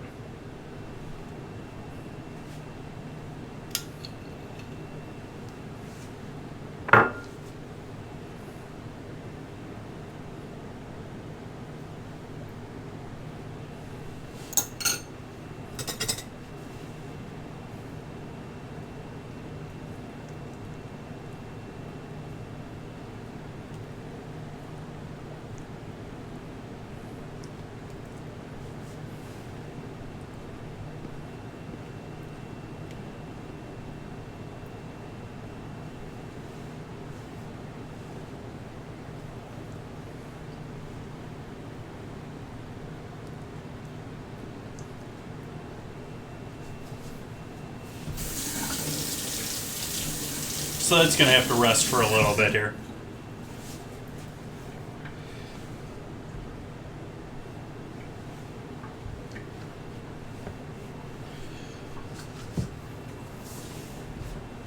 Using up all my bowls tonight.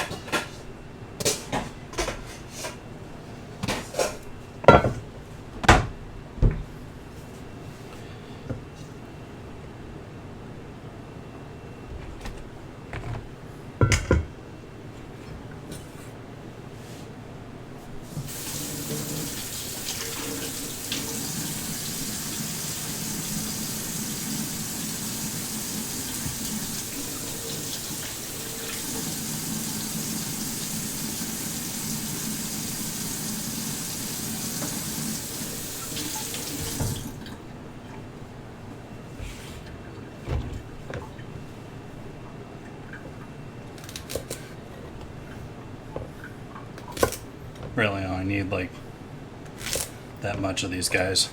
We'll throw the rest of these in the fridge later. Use those for stock next week, or I forget when that is.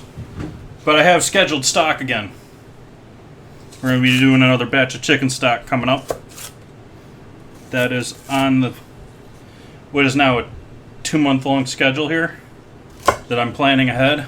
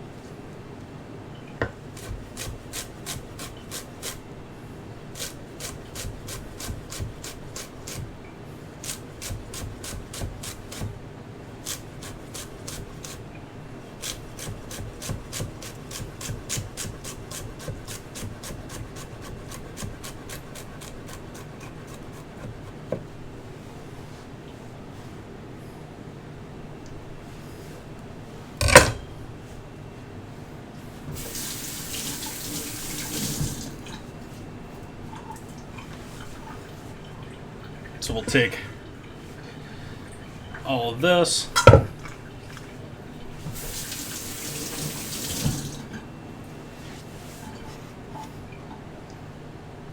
I don't have it over here. Be right back.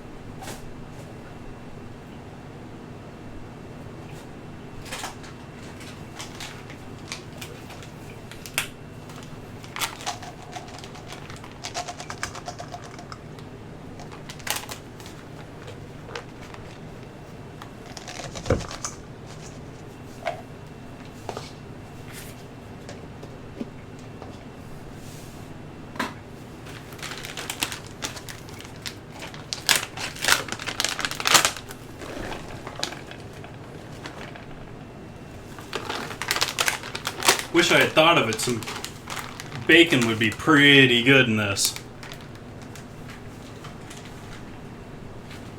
Still not done with my macadamians. Bought too many. I'm just going to sort of try and halve each of them just so they're a little bit smaller. Bacon makes everything better. And the only thing really stopping me from doing it is it would delay the whole dinner here by 20 minutes now.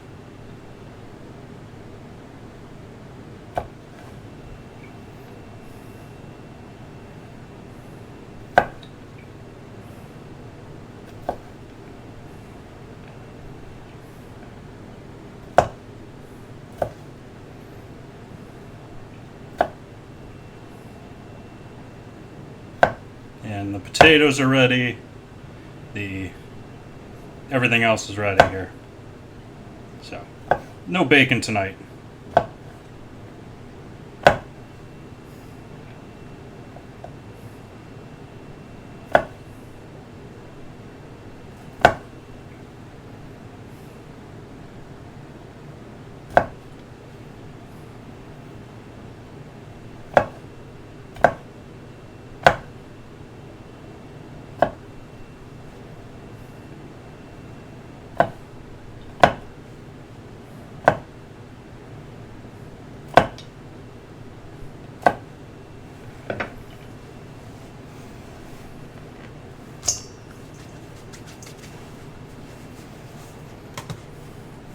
Green onions.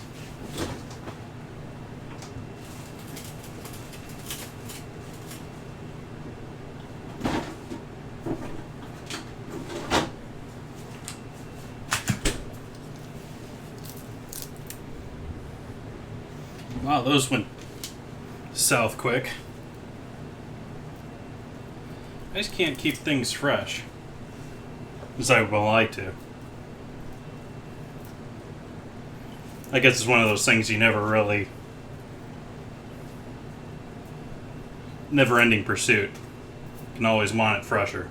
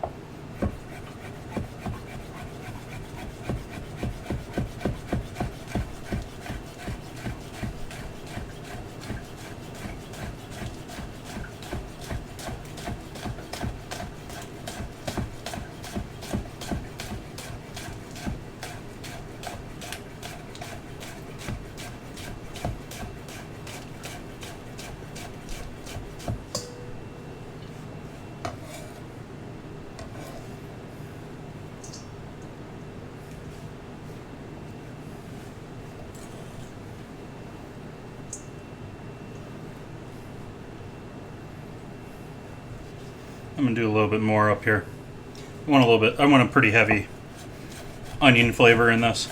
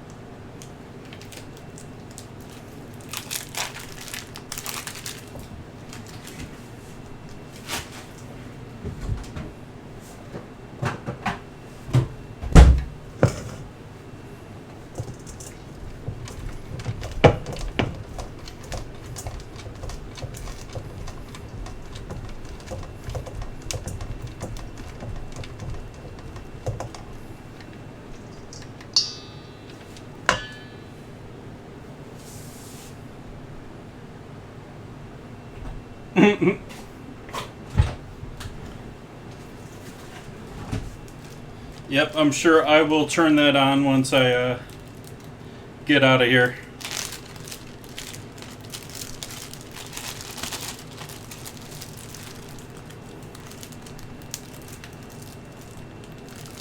No, I did not. Sorry about that. I don't typically look at my dashboard or anything like that while I'm here.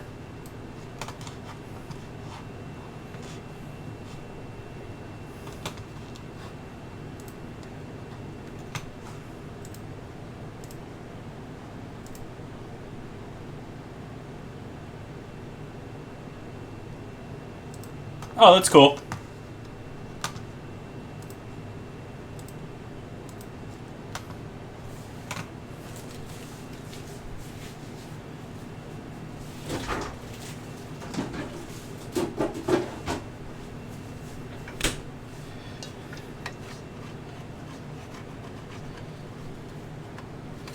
Are you planning on doing that regularly, Shadowtronics?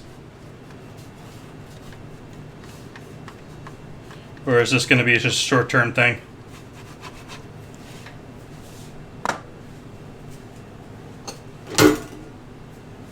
Oh, it smells lovely.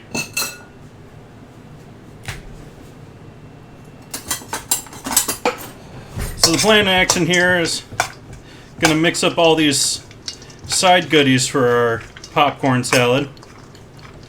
We got our macadamias, our nuts, our macadamia nuts, raisins, cheddar, green onion, celery.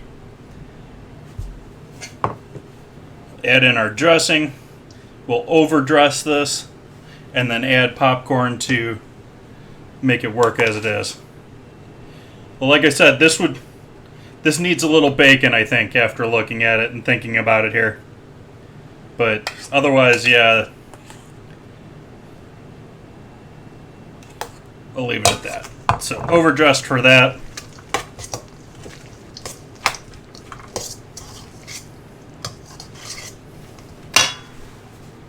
We'll hit that with a bit of salt.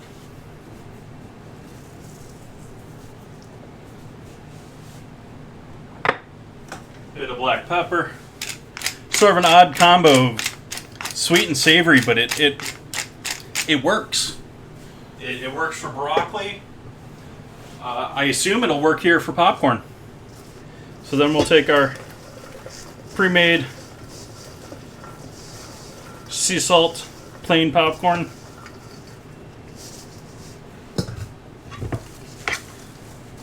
Just fold that in.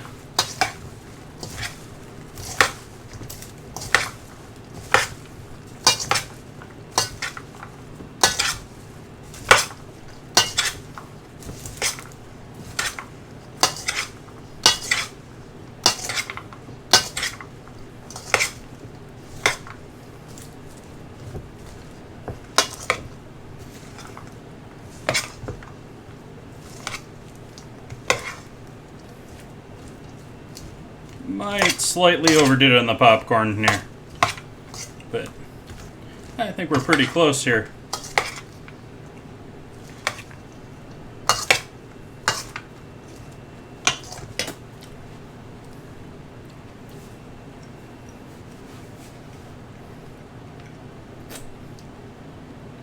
Yeah, sort of like ranch popcorn with little sweetness here and there.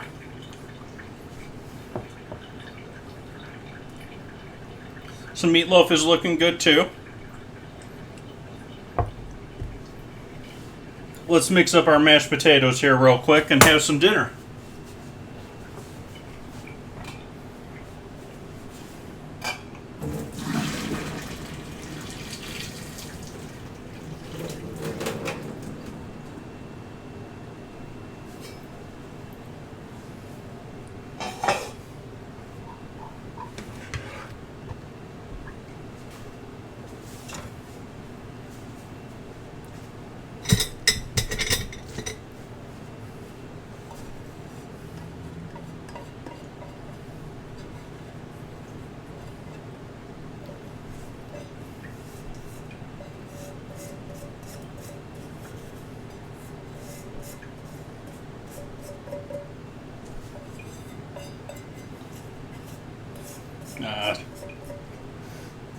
Hindsight, I was thinking I should have probably put a little onion powder in there with that.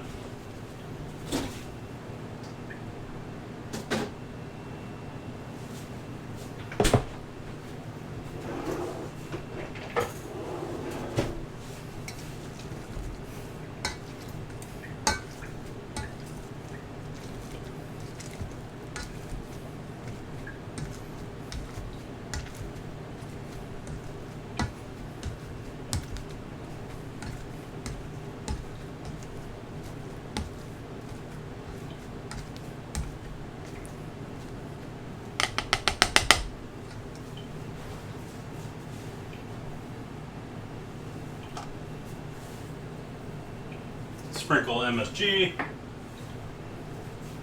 bit more salt,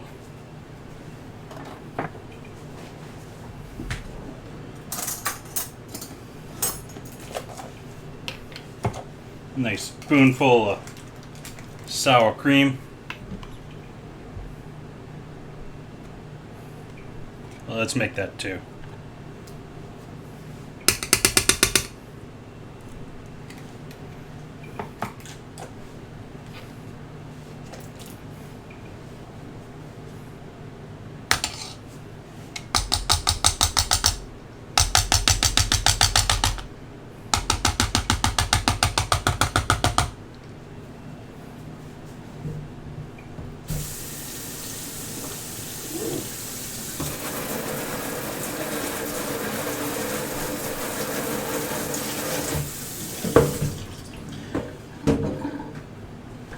Welcome, Becca. Yeah, the meatloaf is looking pretty tasty there. I used the popcorn is in the place of breadcrumbs, so there's pureed popcorn in there. Well, loosely pureed popcorn. We got our sour cream and butter mash. So what do you guys think? Do you think I passed here with including popcorn is my ingredient of dinner?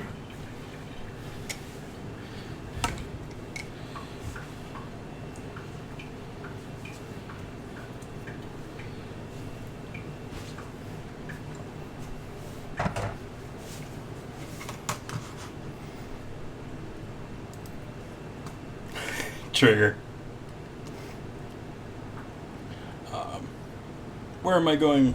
We're going to Discord. Oh. We're not necessarily going to Discord here because Discord is silly and names their update program update.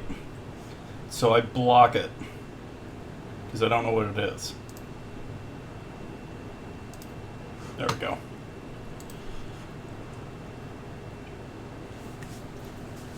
Why do you name your update? I mean, what, you can't put Discord update, or you can't distinguish. I have to.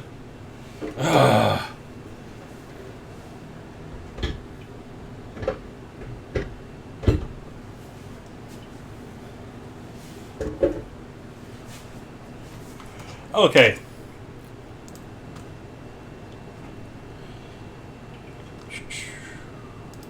Oh, hey, my stream alert worked today. Those new to my Discord here, which is not being picked up by OBS yet. Why are you not being picked up by OBS?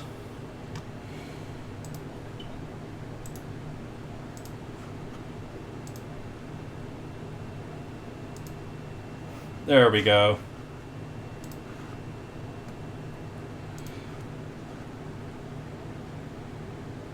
So this is my Discord channel. We got Mix It Up alerts now working in my stream alerts channel.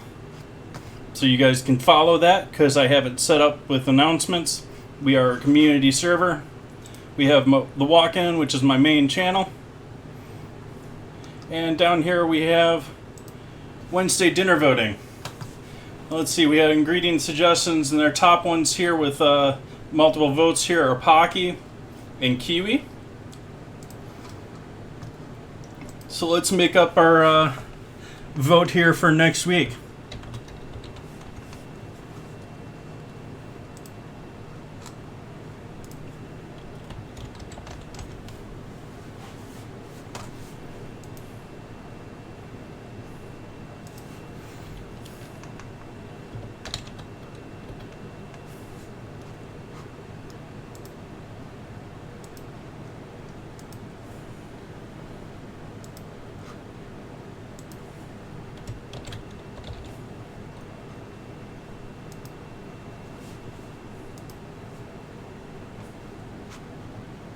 You guys can go ahead and vote yourselves by adding your own chef emote reaction there. Therefore, you can apparently vote in both of them if you want, but that way it limits you to one vote for one individual thing. So we can't have anyone just massively voting for one or the other.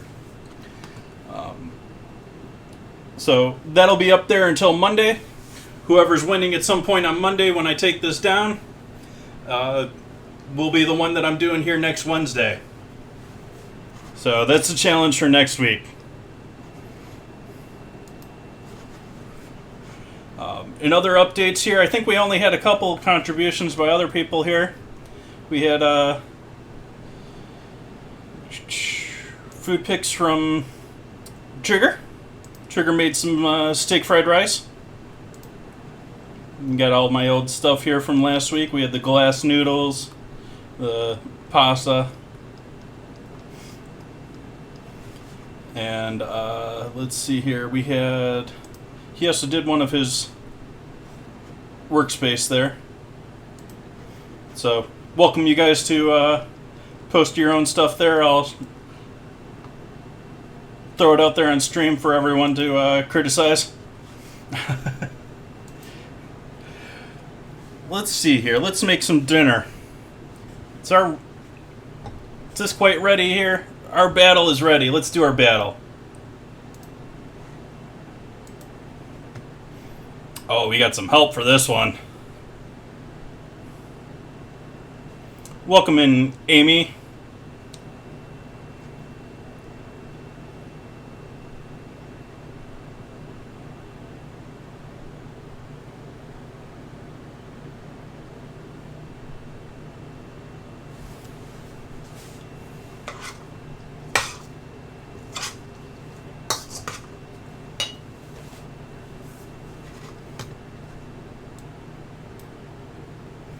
Victory.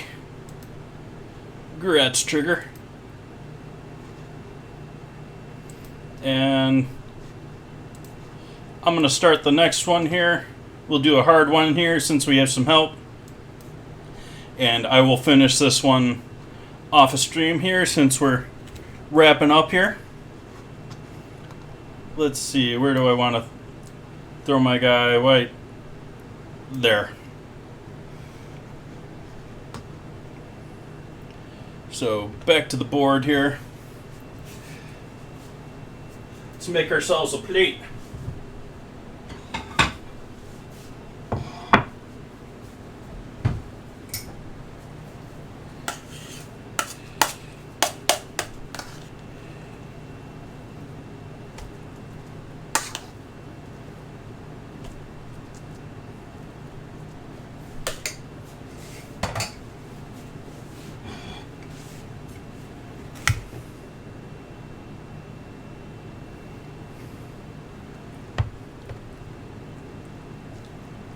Ooh, this doesn't want to cut.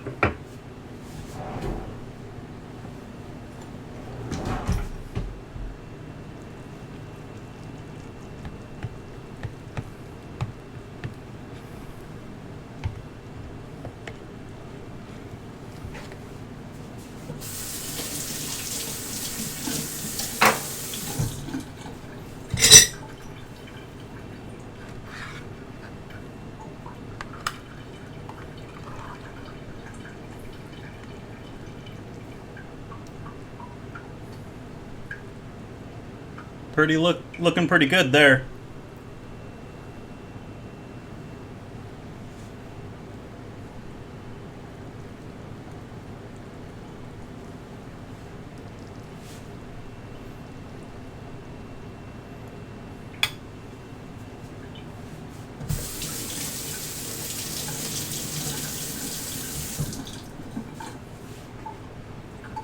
That's looking like meatloaf to me.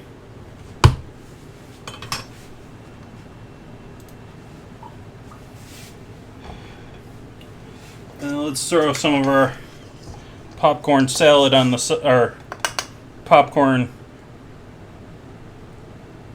slaw or popcorn salad on the side here.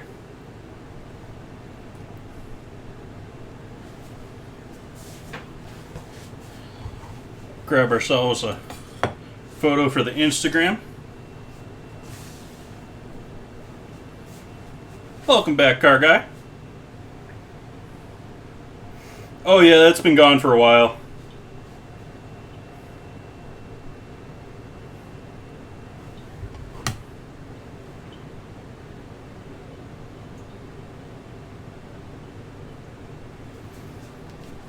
Let's see if I can't turn this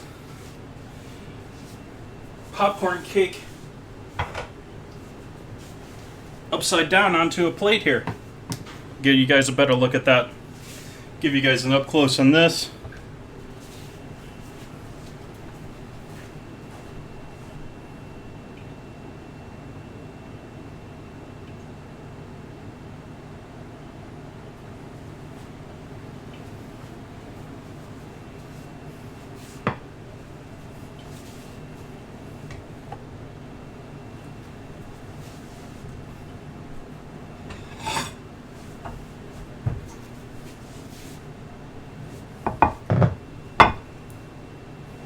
So we have our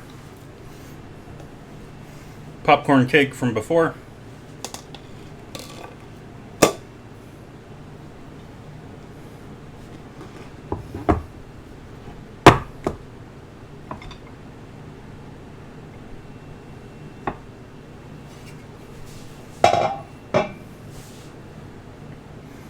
So that turned out nice. Happy with that one too.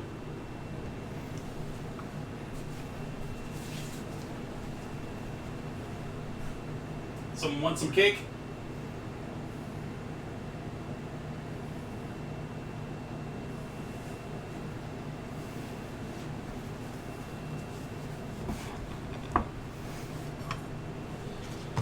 Let's see here. Who can pass some love off to here with you guys? See who's streaming up this evening. So I can go enjoy this meatloaf. This meatloaf looks awesome.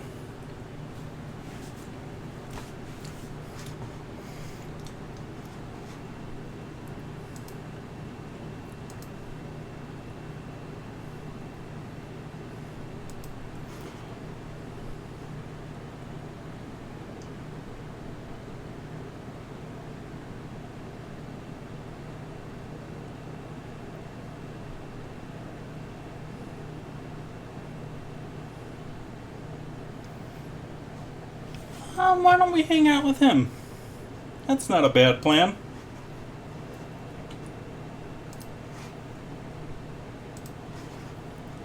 So we're going to host up, I host up quite a few former Mixer streamers. I do have a fair amount of former Mixer viewers as well. And so I'm going to host up a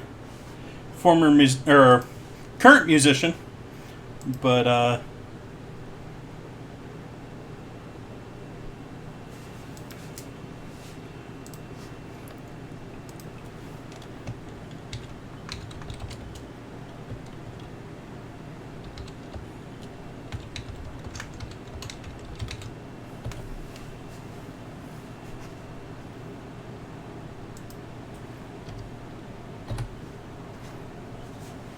there we go. Awesome. So we're going to go say hello to Kev. Wish him a happy night. He'll play us some good music to enjoy our political theater for the evening with. And I hope you all have a great night. Thank you for joining me. I will be back here on Friday. Starting into a couple interesting dinners here coming up. We're going to be doing National Meatball we're going to be doing National Sub Grinder Day. We're going to do a meatball sub with fresh bread. And also going to be doing National Pizza Day coming up, or Sausage Pizza Day coming up here on the 11th. So that should be a good one, doing Italian sausage and black olive pizza. Oh yeah. Hope you all have a great night. See you on Friday.